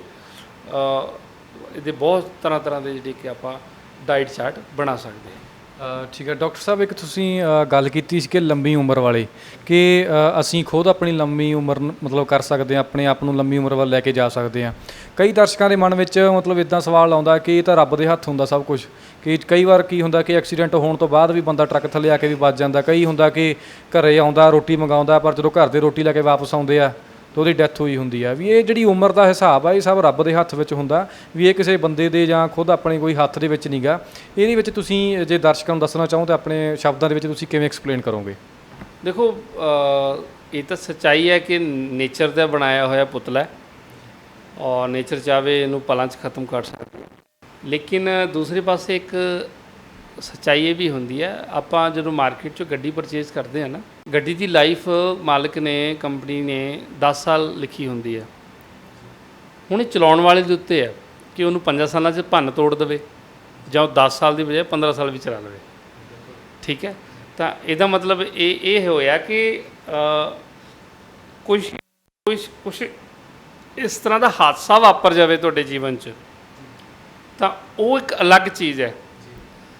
ਬਟ ਤੁਹਾਡੇ ਇੱਕ ਨੈਚੁਰਲੀ ਜੀਵਨ ਸ਼ੈਲੀ ਦੇ ਮੁਤਾਬਕ ਅਸੀਂ ਜਲਦੀ ਮਰ ਰਹੇ ਹਾਂ, ਉਹਦੇ ਵਿੱਚ ਸਾਡੀਆਂ ਆਪਦੀਆਂ ਗਲਤੀਆਂ ਨੇ। ਇੱਕ ਜੀਵਨ ਸ਼ੈਲੀ ਦੇ ਰਾਹੀਂ ਸਾਡੀ ਮੌਤ ਹੋ ਰਹੀ ਹੈ ਤਾਂ ਉਹ ਸਾਡੀਆਂ ਗਲਤੀਆਂ ਨਾਲ ਹੋ ਰਹੀ ਹੈ। ਕੁਝ ਹਾਦਸਾ ਵਾਪਰ ਗਿਆ, ਉਹ ਵੱਖਰੀ ਚੀਜ਼ ਹੈ। ਕਮ ਸੇ ਕਮ ਸਾਨੂੰ ਜੀਵਨ ਸ਼ੈਲੀ ਆਪਣੀ ਇੰਨੀ ਕੁ ਅੱਛੀ ਡਿਵੈਲਪ ਕਰਨੀ ਚਾਹੀਦੀ ਹੈ ਵੀ ਅਗਰ ਮੇਰੇ ਨਾਲ ਕੋਈ ਹਾਦਸਾ ਨਹੀਂ ਵਾਪਰਦਾ ਤਾਂ ਮੇਰੀ ਬਾਡੀ 100 ਸਾਲ 120 ਸਾਲ ਲਈ ਐਗਜ਼ਿਸਟ ਕਰੇ। ਠੀਕ ਹੈ, ਤਾਂ ਜੀਵਨ ਉਹਦੇ ਲਈ ਦੇਖੋ, ਕੁਦਰਤ ਕਦੇ ਵੀ ਮਾਰਨ ਲਈ ਕੁਝ ਨਹੀਂ ਬਣਾਉਂਦੀ। ਠੀਕ ਹੈ, ਕੁਦਰਤ ਨੇ ਸਾਨੂੰ ਮਰਨ ਲਈ ਥੋੜ੍ਹਾ ਨਾ ਪੈਦਾ ਕੀਤਾ। ਜੇ ਉਹਨੇ ਮਰਨ ਲਈ ਮਾਰਨਾ ਹੀ ਹੁੰਦਾ ਤਾਂ ਉਹ ਸਾਨੂੰ ਪੈਦਾ ਹੀ ਕਿਉਂ ਕਰਦੀ? ਠੀਕ ਹੈ, ਉਹਨੇ ਮਰਨ ਲਈ ਪੈਦਾ ਨਹੀਂ, ਉਹਨੇ ਜਿੰਦਾ ਜੀਵਤ ਰਹਿਣ ਲਈ ਪੈਦਾ ਕੀਤਾ। ਠੀਕ ਹੈ, ਹੁਣ ਜੀਵਤ ਰਹਿਣ ਦੀ ਜਿਹੜੀ ਅਕਲ ਹੈ, ਸੂਝ ਹੈ, ਸਮਝ ਹੈ, ਉਹ ਤਾਂ ਅਸੀਂ ਡਿਵੈਲਪ ਕਰਨੀ ਹੈ ਨਾ। 84 ਲੱਖ ਜੂਨਾਂ ਤੋਂ ਬਾਅਦ 1 ਜੂਨ ਸਾਡੇ ਕੋਲ ਇੱਕ ਇਹ ਜਾਮਾ ਆਇਆ ਜਿੱਥੇ ਸਾਡੇ ਹੱਥ ਵੀ ਖੁੱਲ੍ਹੇ ਅਤੇ ਪੈਰ ਵੀ ਖੁੱਲ੍ਹੇ। ਅਦਰਵਾਈਜ਼ ਜੇ ਕਿਸੇ ਵੀ ਜਾਮੇ 'ਚ ਅਸੀਂ ਹੁੰਦੇ ਹਾਂ, ਕਿਤੇ ਇਹ ਦੋਵੇਂ ਇਹ ਚਾਰੇ ਲੱਤਾਂ ਬਣ ਜਾਂਦੀਆਂ ਨੇ ਅਤੇ ਕਿਤੇ ਸਾਡੇ ਇਹ ਖੰਭ ਬਣ ਜਾਂਦੇ ਨੇ ਗੈਟਿੰਗ, ਤਾਂ ਉੱਥੇ ਸਾਡੇ ਹੱਥ ਬੰਨੇ ਆ ਨੇਚਰ ਨੇ ਆਪਦੇ ਨਿਯਮ ਦੇ ਵਿੱਚ। ਲੇਕਿਨ 84 ਲੱਖ ਜੂਨਾਂ ਤੋਂ ਬਾਅਦ ਇੱਕ ਜਾਮਾ ਸਾਨੂੰ ਮਿਲਿਆ ਜਿਹਦੇ ਵਿੱਚ ਇਨਸਾਨ ਨੂੰ ਆਜ਼ਾਦ ਪੈਦਾ ਕੀਤਾ। ਹੱਥ ਸਾਡੇ ਖੁੱਲ੍ਹੇ ਆ, ਪੈਰ ਸਾਡੇ ਖੁੱਲ੍ਹੇ ਆ। ਇਹਦਾ ਮਤਲਬ ਕੀ ਆ? ਨੇਚਰ ਤੁਹਾਨੂੰ ਖੁਦ ਅਲਾਓ ਕਰ ਰਹੀ ਹੈ ਕਿ ਆਪਣੇ ਮੁਤਾਬਕ ਆਪਣੀ ਆਜ਼ਾਦੀ ਵਾਲਾ ਜੀਵਨ ਜਿਉ, ਨਾ ਕਿ ਇੱਕ ਗੁਲਾਮੀ ਭਰਿਆ ਜੀਵਨ ਜਿਉ। ਤਾਂ ਜਦੋਂ ਅਸੀਂ ਅਗਿਆਨਤਾ ਨਾਲ ਭਰ ਜਾਾਂਗੇ ਤਾਂ ਸਾਨੂੰ ਕਿ ਸਾਹਮਣੇ ਵਾਲੇ ਨੂੰ ਸਾਨੂੰ ਗੁਲਾਮ ਕਰਨਾ ਸੌਖਾ ਹੈ। ਜਦੋਂ ਅਸੀਂ ਕਿਸੇ ਗਿਆਨ ਦਾ ਹਿੱਸਾ ਬਣ ਜਾਵਾਂਗੇ ਤਾਂ ਅਸੀਂ ਉਹਦੇ ਟਰੈਪ 'ਚ ਵੀ ਨਹੀਂ ਫਸਾਂਗੇ ਤੇ ਅਸੀਂ ਇੱਕ ਆਜ਼ਾਦ ਜ਼ਿੰਦਗੀ ਵੀ ਡਿਜ਼ਾਈਨ ਕਰ ਸਕਦੇ ਹੈਗੇ। ਸੋ ਉਹਨੇ ਨੇਚਰ ਨੇ ਸਾਨੂੰ ਪੈਦਾ ਤਾਂ ਜਿੰਦਾ ਰਹਿਣ ਵਾਸਤੇ ਹੀ ਕੀਤਾ ਹੈ। ਜੇ ਅਸੀਂ ਇਸ ਸਮੇਂ ਤੋਂ ਪਹਿਲਾਂ ਮਰਾਂਗੇ ਤਾਂ ਆਪਦੀਆਂ ਗਲਤੀਆਂ ਨਾਲ ਮਰਾਂਗੇ। ਠੀਕ ਹੈ, ਉਹ ਅੱਜ ਵੀ ਸਾਡੇ ਸਰੀਰ ਦੀ ਐਗਜ਼ਿਸਟੈਂਸ ਸਾਡੇ ਦੇਸ਼ 'ਚ ਰਹਿ ਕੇ 100 ਸਾਲ 120 ਸਾਲ ਜਾ ਸਕਦੀ ਹੈ ਜੇ ਤੁਸੀਂ ਆਪਣੇ ਗਿਆਨ ਨੂੰ ਡਿਵੈਲਪ ਕਰ ਲਓ। ਔਰ ਉਸੇ ਗਿਆਨ ਨੂੰ ਵੰਡਣ ਦੀ ਅਸੀਂ ਕੋਸ਼ਿਸ਼ ਕਰ ਰਹੇ ਹਾਂ ਵੀ ਤੁਸੀਂ ਚਾਹੇ ਪਿੰਡ 'ਚ ਰਹਿੰਦੇ ਹੋ, ਸ਼ਹਿਰ 'ਚ ਰਹਿੰਦੇ ਹੋ, ਹਰ ਮਾਹੌਲ 'ਚ ਤੁਸੀਂ ਰਹਿੰਦੇ ਹੋ। ਠੀਕ ਹੈ, ਤੁਸੀਂ ਇਹਨਾਂ 100 ਸਾਲ ਦੀ ਉਮਰ ਦੇ ਫਾਰਮੂਲੇ ਨੂੰ ਫੋਲੋ ਕਰ ਲਓ ਜੋ ਅਸੀਂ ਆਪਣੇ ਸਟੂਡੈਂਟ ਨੂੰ ਪੜ੍ਹਾਉਂਦੇ ਹੈਗੇ ਹਾਂ। ਉਹਦੇ 'ਚ ਰਹਿਣ ਤੋਂ ਲੈ ਕੇ ਖਾਣ ਤੱਕ ਹੈ। ਇਹ ਨਹੀਂ ਕਿ ਇਕੱਲਾ ਖਾਣ ਹੀ ਰੱਖਿਆ ਹੈ। ਖਾਲੀ ਖਾਣਾ ਤੰਦਰੁਸਤ ਖਾ ਕੇ ਤੁਸੀਂ 100 ਸਾਲ ਨਹੀਂ ਜਿਉ ਸਕਦੇ ਹੈਗੇ।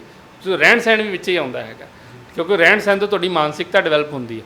ਤਾਂ ਉਹ ਸਾਰੇ ਦਾ ਸਾਰਾ ਇੱਕ ਐਜੂਕੇਸ਼ਨ ਸਿਸਟਮ ਰਾਹੀਂ ਅਸੀਂ ਪਰਿਵਾਰਾਂ ਨੂੰ ਪੜ੍ਹਾਉਣ ਦੀ ਕੋਸ਼ਿਸ਼ ਕੀਤੀ ਔਰ ਉਹਨਾਂ ਨੇ ਬਹੁਤ ਅੱਛੀ ਲਰਨਿੰਗ ਵੀ ਲਈ ਆ। ਇਹਦੇ ਨਾਲ ਬਹੁਤ ਸਾਰਾ ਕ੍ਰਾਂਤੀਕਾਰੀ ਬਦਲਾਅ ਵੀ ਆਇਆ ਬਹੁਤ ਸਾਰੇ ਪਰਿਵਾਰਾਂ ਦੇ ਵਿੱਚ। ਸੋ ਪਰ ਕੁਦਰਤ ਸਾਨੂੰ ਜਿੰਦਾ ਰੱਖਣ ਲਈ ਪੈਦਾ ਕਰਦੀ ਹੈ ਔਰ ਉਹ ਜਿੰਦਾ ਰੱਖਣ ਦੇ ਕਿਹੜੇ ਉਹਦੇ ਸੋਰਸਸ ਨੇ, ਕਿਹੜੇ ਰਸਤੇ ਨੇ, ਕਿਹੜੇ ਉਹਦੇ ਸਿਧਾਂਤ ਨੇ, ਬਸ ਉਹਨਾਂ ਨੂੰ ਅਸੀਂ ਪੜ੍ਹਾਉਣ ਦੀ ਕੋਸ਼ਿਸ਼ ਕਰਦੇ ਹਾਂ। ਜਿਨ੍ਹਾਂ ਨੂੰ ਸਮਝ ਆ ਰਿਹਾ ਹੈਗਾ ਉਹ ਭਾਵੇਂ ਕੋਈ 70 ਸਾਲ ਦਾ ਸਾਡੇ ਕੋਲ ਬਜ਼ੁਰਗ ਵੀ ਹੈ, ਉਹ ਕਹਿੰਦਾ ਵੀ ਮੈਂ 70 ਸਾਲ ਦੇ ਵਿੱਚ ਹੀ ਮੇਰਾ ਅੱਜ ਜ਼ਿੰਦਗੀ ਦਾ ਪਹਿਲਾ ਸਾਲ ਸ਼ੁਰੂ ਹੋ ਗਿਆ। ਠੀਕ ਹੈ, ਅਤੇ ਇੱਕ ਸੱਚਾਈ ਇਹ ਵੀ ਹੈਗੀ ਹੈ, ਜਿੰਨਾ ਟਾਈਮ ਤੁਹਾਡੇ ਅੰਦਰ ਉਮੰਗ ਹੈ, ਇੱਛਾ ਸ਼ਕਤੀ ਹੈ, ਨੇਚਰ ਤੁਹਾਨੂੰ ਕਦੀ ਡਿਸਟਰਬ ਨਹੀਂ ਕਰਦੀ। ਇਹ ਸੱਚਾਈ ਹੈ। ਅਸੀਂ ਜਦੋਂ ਸਾਡੇ ਅੰਦਰ ਉਮੰਗ ਖਤਮ ਹੋ ਜਾਂਦੀ ਹੈ, ਇੱਛਾ ਸ਼ਕਤੀ ਖਤਮ ਹੋ ਜਾਂਦੀ ਹੈ, ਉਹ ਭਾਵੇਂ 30 ਸਾਲ ਦੀ ਉਮਰ 'ਚ ਹੋ ਜੇ ਤਾਂ ਸਾਡਾ ਅਸੀਂ ਸਰੀਰ 30 ਸਾਲ ਦਾ ਹੁੰਦਾ, ਉਮਰ ਸਾਡੀ 30 ਸਾਲ ਹੁੰਦੀ ਹੈ, ਲੇਕਿਨ ਉਹ ਇੱਕ ਮਰਿਆ ਹੋਇਆ ਸਰੀਰ ਹੁੰਦਾ ਜਿਹੜਾ ਤੁਰ ਫਿਰ ਤਾਂ ਰਿਹਾ ਹੁੰਦਾ ਇੱਕ ਲਾਸ਼ ਦੀ ਤਰ੍ਹਾਂ, ਕਿਉਂਕਿ ਉਹਦੇ ਅੰਦਰ ਕੋਈ ਇੱਛਾ ਸ਼ਕਤੀ ਨਹੀਂ ਹੈਗੀ, ਉਮੰਗ ਨਹੀਂ ਹੈਗੀ। ਅਤੇ ਜੇ ਇੱਛਾ ਸ਼ਕਤੀ ਅਤੇ ਉਮੰਗ ਤੁਹਾਡੀ 70 ਸਾਲ 'ਚ ਵੀ ਪੈਦਾ ਹੋ ਗਈ ਤਾਂ ਤੁਸੀਂ 70 ਸਾਲ ਦੇ ਜਵਾਨ ਹੋ। ਨੇਚਰ ਤੁਹਾਨੂੰ ਉੱਥੇ ਨਵੀਂ ਊਰਜਾ ਦੇ ਦਿੰਦੀ, 70 ਸਾਲ ਦੀ ਉਮਰ 'ਚ ਵੀ ਨਵੀਂ ਊਰਜਾ ਦੇ ਦਿੰਦੀ ਹੈ। ਇਹੀ ਤਾਂ ਤਾਕਤ ਹੈ ਨੇਚਰ ਦੀ, ਨੈਚੁਰਲ ਲਾਈਫ ਦੀ। ਠੀਕ ਹੈ, ਤਾਂ ਉਸੇ ਚੀਜ਼ ਨੂੰ ਸਮਝਾਉਣ ਦੀ ਅਸੀਂ ਕੋਸ਼ਿਸ਼ ਕਰ ਰਹੇ ਹਾਂ ਕਿ ਅਸੀਂ ਇਕੱਲਾ ਮਟੀਰੀਅਲਿਸਟਿਕ ਲਾਈਫ ਵੱਲ ਨਾ ਦੌੜੀਏ। ਜੀਵਨ ਅਤੇ ਆਨੰਦ, ਸੁੱਖ ਅਤੇ ਸਬਰ, ਇਹਦੇ ਸਿਧਾਂਤ ਅਲੱਗ ਨੇ। ਪਦਾਰਥਵਾਦੀ ਜਾਂ ਮਟੀਰੀਅਲਿਸਟਿਕ ਹੋ ਕੇ ਅਸੀਂ ਨਹੀਂ ਭੋਗ ਸਕਦੇ ਆਪਣੇ ਜੀਵਨ ਨੂੰ। ਮੈਂ ਇੱਥੇ ਇਹ ਨਹੀਂ ਕਹਿ ਰਿਹਾ ਕਿ ਅਸੀਂ ਮਟੀਰੀਅਲਿਸਟਿਕ ਹੋਣਾ ਨਹੀਂ ਹੈ ਜਾਂ ਸੋਚਣਾ ਨਹੀਂ ਹੈ, ਸਭ ਕੁਝ ਹੋਣਾ ਹੈ, ਆਨੰਦ ਲੈਣਾ ਹੈ, ਲੇਕਿਨ ਬੈਲੈਂਸ ਲਾਈਫ ਨੂੰ ਡਿਜ਼ਾਈਨ ਕਰਨਾ ਹੈ। ਇੰਬੈਲੈਂਸ ਲਾਈਫ ਨੂੰ ਡਿਜ਼ਾਈਨ ਨਹੀਂ ਕਰਨਾ। ਤੁਸੀਂ ਤੁਹਾਡੇ ਕੋਲ ਗੋਲ ਹੋਣਾ ਚਾਹੀਦਾ ਕਿ ਮੈਂ ਆਪਣੇ ਜੀਵਨ ਦੇ ਵਿੱਚ ਇੰਨੇ ਸਾਲ ਮਟੀਰੀਅਲਿਸਟਿਕ ਲਾਈਫ ਨੂੰ ਦਊਂਗਾ, ਲੇਕਿਨ ਇਸ ਤੋਂ ਬਾਅਦ ਮੈਂ ਇਹਦੇ 'ਚੋਂ ਆਜ਼ਾਦ ਵੀ ਹੋਊਂਗਾ, ਉਹ 'ਚੋਂ ਬਾਹਰ ਵੀ ਆਉਣਾ ਹੈ। ਗੈਟਿੰਗ ਤਾਂ ਫਿਰ ਜਾ ਕੇ ਇੱਕ ਬੈਲੈਂਸ ਲਾਈਫ ਡਿਜ਼ਾਈਨ ਹੁੰਦੀ ਹੈ। ਅਤੇ ਜੇ ਇਹ ਅਸੀਂ ਉਮਰ ਸਾਡੀ 90 ਸਾਲ ਦੀ ਹੋ ਗਈ ਹੋਵੇ ਅਤੇ ਅਜੇ ਵੀ ਸਾਨੂੰ ਜਵਾਨ ਦੇ ਸਵਾਦਾਂ ਦਾ ਲੱਗਾ ਹੋਵੇ, ਉਮਰ ਸਾਡੀ 90 ਸਾਲ ਦੀ ਹੋ ਗਈ, ਅਜੇ ਵੀ ਸੋਚਦੇ ਪਏ ਵੀ ਇੱਕ ਮੈਂ ਕੋਠੀ ਪਾ ਹੀ ਲੈਣੀ ਇੱਕ ਹੋਰ, ਜਾਂ ਮੈਂ ਕੋਈ 10 ਕਿੱਲੇ ਹੋਰ ਬਣਾ ਹੀ ਲੈਣੇ, ਤਾਂ ਫਿਰ ਤਾਂ ਉਹ ਜਿੰਨਾ ਚਿੰਤਾ, ਜਿੰਨਾ ਡਰ ਅਤੇ ਜਿੰਨੀ ਇਹ ਲਗਾ ਲਓ ਭੈ ਦੇ ਨਾਲ ਉਹ ਇਨਸਾਨ ਜਿਉ ਰਿਹਾ ਹੋਏਗਾ, ਉਹਦਾ ਲੰਬਾ ਜਿਉਣਾ ਤਾਂ ਪੋਸੀਬਿਲਿਟੀ ਨਹੀਂ ਹੈਗੀ। ਠੀਕ ਹੈ, ਉਹਦੇ ਅੰਦਰ ਤਾਂ ਜਿੰਨੀ ਬੇਚੈਨੀ ਉਹਦੇ ਅੰਦਰ ਹੋਏਗੀ, ਹੋਰ ਕਿਸੇ 'ਚ ਹੋਣੀ ਨਹੀਂ। ਸੋ ਕਹਿਣ ਦਾ ਮਤਲਬ ਹੈਗਾ ਲਾਈਫ ਨੂੰ ਅਸੀਂ ਇੱਕ ਬੈਲੈਂਸ ਲਾਈਫ ਨੂੰ ਡਿਜ਼ਾਈਨ ਕਰਨ ਦਾ ਹੁਨਰ ਸਿੱਖਣਾ ਹੈਗਾ, ਤਾਂ ਜੋ ਅਸੀਂ ਮਟੀਰੀਅਲਿਸਟਿਕ ਲਾਈਫ ਦੇ ਵਿੱਚ ਵੀ ਅੱਗੇ ਵਧੀਏ ਅਤੇ ਆਪਣੀ ਜਿਹੜੀ ਇੱਕ ਨੈਚੁਰਲ ਲਾਈਫ ਹੈ ਉਹਨੂੰ ਵੀ ਨਾਲ ਬੈਲੈਂਸ ਕਰਦੇ ਹੋਏ ਚੱਲੀਏ। ਜੇ ਸਾਡੇ ਘਰ ਦੇ ਇੱਕ ਗੁੱਠ ਦੇ ਵਿੱਚ ਕੰਪਿਊਟਰ ਪਿਆ, ਘਰ ਦੇ ਸਾਡੇ ਇੱਕ ਗੁੱਠ ਦੇ ਵਿੱਚ LED ਲੱਗੀ ਹੋਈ ਹੈ, ਸਮਾਰਟ TV ਲੱਗਾ ਹੋਇਆ ਹੈ, ਅਤੇ ਸਾਡੇ ਕੰਪਲੀਟ ਘਰ ਦੇ ਵਿੱਚ ਇਲੈਕਟ੍ਰੀਸਿਟੀ ਦੀ ਸਪਲਾਈ ਹੈ, ਤਾਂ ਸਾਨੂੰ ਇੰਨਾ ਤਾਂ ਪਤਾ ਹੈਗਾ ਕਿ ਇਹ ਇੱਕ ਅਨਨੈਚੁਰਲ ਡਿਜ਼ਾਈਨ ਹੈ। ਠੀਕ ਹੈ ਨਾ, ਅਤੇ ਉਹਦੇ ਲਈ ਸਾਨੂੰ ਘਰ ਦੇ ਇੱਕ ਕੋਨੇ 'ਚ ਉਹ ਹਿੱਸਾ ਵੀ ਡਿਵੈਲਪ ਕਰਨਾ ਪਏਗਾ ਜਿਹਦੇ ਵਿੱਚ ਇਹ ਚੀਜ਼ਾਂ ਡੀਲਿੰਕ ਨੇ, ਜਿੱਥੇ ਬਹਿ ਕੇ ਤੁਸੀਂ ਮੈਡੀਟੇਸ਼ਨ ਕਰ ਸਕੋ, ਜਿੱਥੇ ਬਹਿ ਕੇ ਤੁਸੀਂ ਆਪਣੇ ਆਪ ਨਾਲ ਗੱਲਾਂ ਕਰ ਸਕੋ, ਜਿੱਥੇ ਬੈਠ ਕੇ ਤੁਸੀਂ ਇੱਕ ਬੜਾ ਸ਼ਾਂਤ ਅਤੇ ਤੁਹਾਡੇ ਸਰੀਰ ਦੇ ਹਰ ਰੋਮ ਨੂੰ ਇੱਕ ਸਬਰ ਭਰਿਆ ਸਾਹ ਅਸੀਂ ਫੀਲ ਕਰ ਸਕੀਏ ਔਰ ਆਪਣੇ ਆਪ ਨੂੰ ਜਿੰਦਾ ਮਹਿਸੂਸ ਕਰੀਏ। ਮਟੀਰੀਅਲਿਸਟਿਕ ਲਾਈਫ ਦੇ ਵਿੱਚ ਅਸੀਂ ਅੱਧ-ਮੋਏ ਹੋ ਕੇ ਜਿਉਂਦੇ ਹਾਂ, ਅਤੇ ਜਿੰਦਾ ਅਸੀਂ ਤਾਂ ਮਹਿਸੂਸ ਕਰਾਂਗੇ ਜਦੋਂ ਅਸੀਂ ਆਪਣੇ ਕੰਪਲੀਟ ਹੋਂਦ ਨੂੰ ਮਹਿਸੂਸ ਕਰਾਂਗੇ। ਠੀਕ ਹੈ, ਤਾਂ ਫਿਰ ਆਪਣੇ ਆਪ ਹੀ ਸਾਨੂੰ ਆਪਣੇ ਜੀਵਨ 'ਚ ਚੰਗਾ ਅਤੇ ਮਾੜਾ ਕੀ ਹੋ ਰਿਹਾ ਉਹ ਨਜ਼ਰ ਆਉਣਾ ਸ਼ੁਰੂ ਹੋ ਜਾਂਦਾ। ਅਤੇ ਹੁਣ ਤੱਕ ਤਾਂ ਇੰਨਾ ਆਪਣੇ ਆਪ ਨਾਲ ਗੱਲ ਕਰਨ ਦਾ ਵੀ ਕਿਸੇ ਕੋਲ ਸਮਾਂ ਨਹੀਂ ਹੈਗਾ, ਇਸ ਕਰਕੇ ਚੰਗੇ ਮਾੜੀ ਦੀ ਕੋਈ ਕੈਲਕੂਲੇਸ਼ਨ ਹੀ ਨਹੀਂ ਹੈ ਵੀ ਮੈਂ ਕਿੰਨਾ ਚੰਗਾ ਕਰ ਰਿਹਾ, ਕਿੰਨਾ ਮਾੜਾ ਕਰ ਰਿਹਾ ਹੈਗਾ। ਸੋ ਲਾਈਫ ਨੂੰ ਅਸੀਂ ਬੈਲੈਂਸ ਕਰਕੇ ਚੱਲਣ ਦਾ ਹੁਨਰ ਸਿੱਖਣਾ ਹੈਗਾ, ਕੁਛ ਵੀ ਅਸੀਂ ਛੱਡਣਾ ਨਹੀਂ ਹੈਗਾ। ਇੱਥੇ ਤਿਆਗਣ ਦੀ ਗੱਲ ਨਹੀਂ ਕਰ ਰਹੇ ਆਪਾਂ, ਕੁਛ ਸੰਨਿਆਸੀ ਹੋਣ ਦੀ ਗੱਲ ਨਹੀਂ ਕਰ ਰਹੇ, ਹਾਂ ਤੁਸੀਂ ਆਪਣੀ ਲਾਈਫ ਦੇ ਵਿੱਚ ਗੋਲ ਬਣਾਓ, ਦੱਸੋ ਤੁਸੀਂ ਕਿਹੜੀ ਮਹਿੰਗੀ ਤੋਂ ਮਹਿੰਗੀ ਗੱਡੀ ਨੂੰ ਵਿਨ ਕਰਨਾ ਹੈ, ਕਰੋ। ਰੱਬ ਨੇ ਤੁਹਾਨੂੰ ਹੁਨਰ ਦਿੱਤਾ ਤਾਂ ਆਜ਼ਾਦ ਪੈਦਾ ਕੀਤਾ, એનર્ਜੀ ਲਗਾਓ। ਲੇਕਿਨ ਉਸ ਚੀਜ਼ ਨੂੰ ਹਾਸਲ ਕਰਦੇ ਕਰਦੇ ਤੁਹਾਡੀ ਉਮਰ 90 ਸਾਲ ਹੋ ਜਾਵੇ, ਉਹ ਤਾਂ ਗਲਤ ਕੈਲਕੂਲੇਸ਼ਨ 'ਚ ਤੁਸੀਂ ਫਸ ਗਏ ਨਾ, ਠੀਕ ਹੈ। ਤਾਂ ਇਸ ਕਰਕੇ ਇਹ ਸਾਰੀਆਂ ਚੀਜ਼ਾਂ ਨੈਚੁਰਲ ਹੈਲਥ ਸਾਇੰਸ ਦੇ ਵਿੱਚੋਂ ਇਨਸਾਨ ਸਿੱਖਦਾ ਔਰ ਉਹਨੂੰ ਹੀ ਸਮਝਾਉਣ ਦੀ ਕੋਸ਼ਿਸ਼ ਕਰ ਰਹੇ ਹਾਂ। ਔਰ ਵਾਪਸ ਫਿਰ ਉਹ ਟਾਈਟਲ ਆ ਜਾਂਦਾ ਕਿ ਮੈਂ ਤੰਦਰੁਸਤ ਕਿਉਂ ਨਹੀਂ ਹਾਂ। ਮੈਂ ਤੰਦਰੁਸਤ ਇਸ ਕਰਕੇ ਨਹੀਂ ਹਾਂ ਕਿਉਂਕਿ ਮੈਂ ਤੰਦਰੁਸਤ ਰਹਿਣ ਲਈ ਕੋਈ ਐਫਰਟ ਨਹੀਂ ਕਰ ਰਿਹਾ, ਮੈਂ ਕੋਈ ਤੰਦਰੁਸਤ ਰਹਿਣ ਲਈ ਉੱਦਮ ਨਹੀਂ ਕਰ ਰਿਹਾ।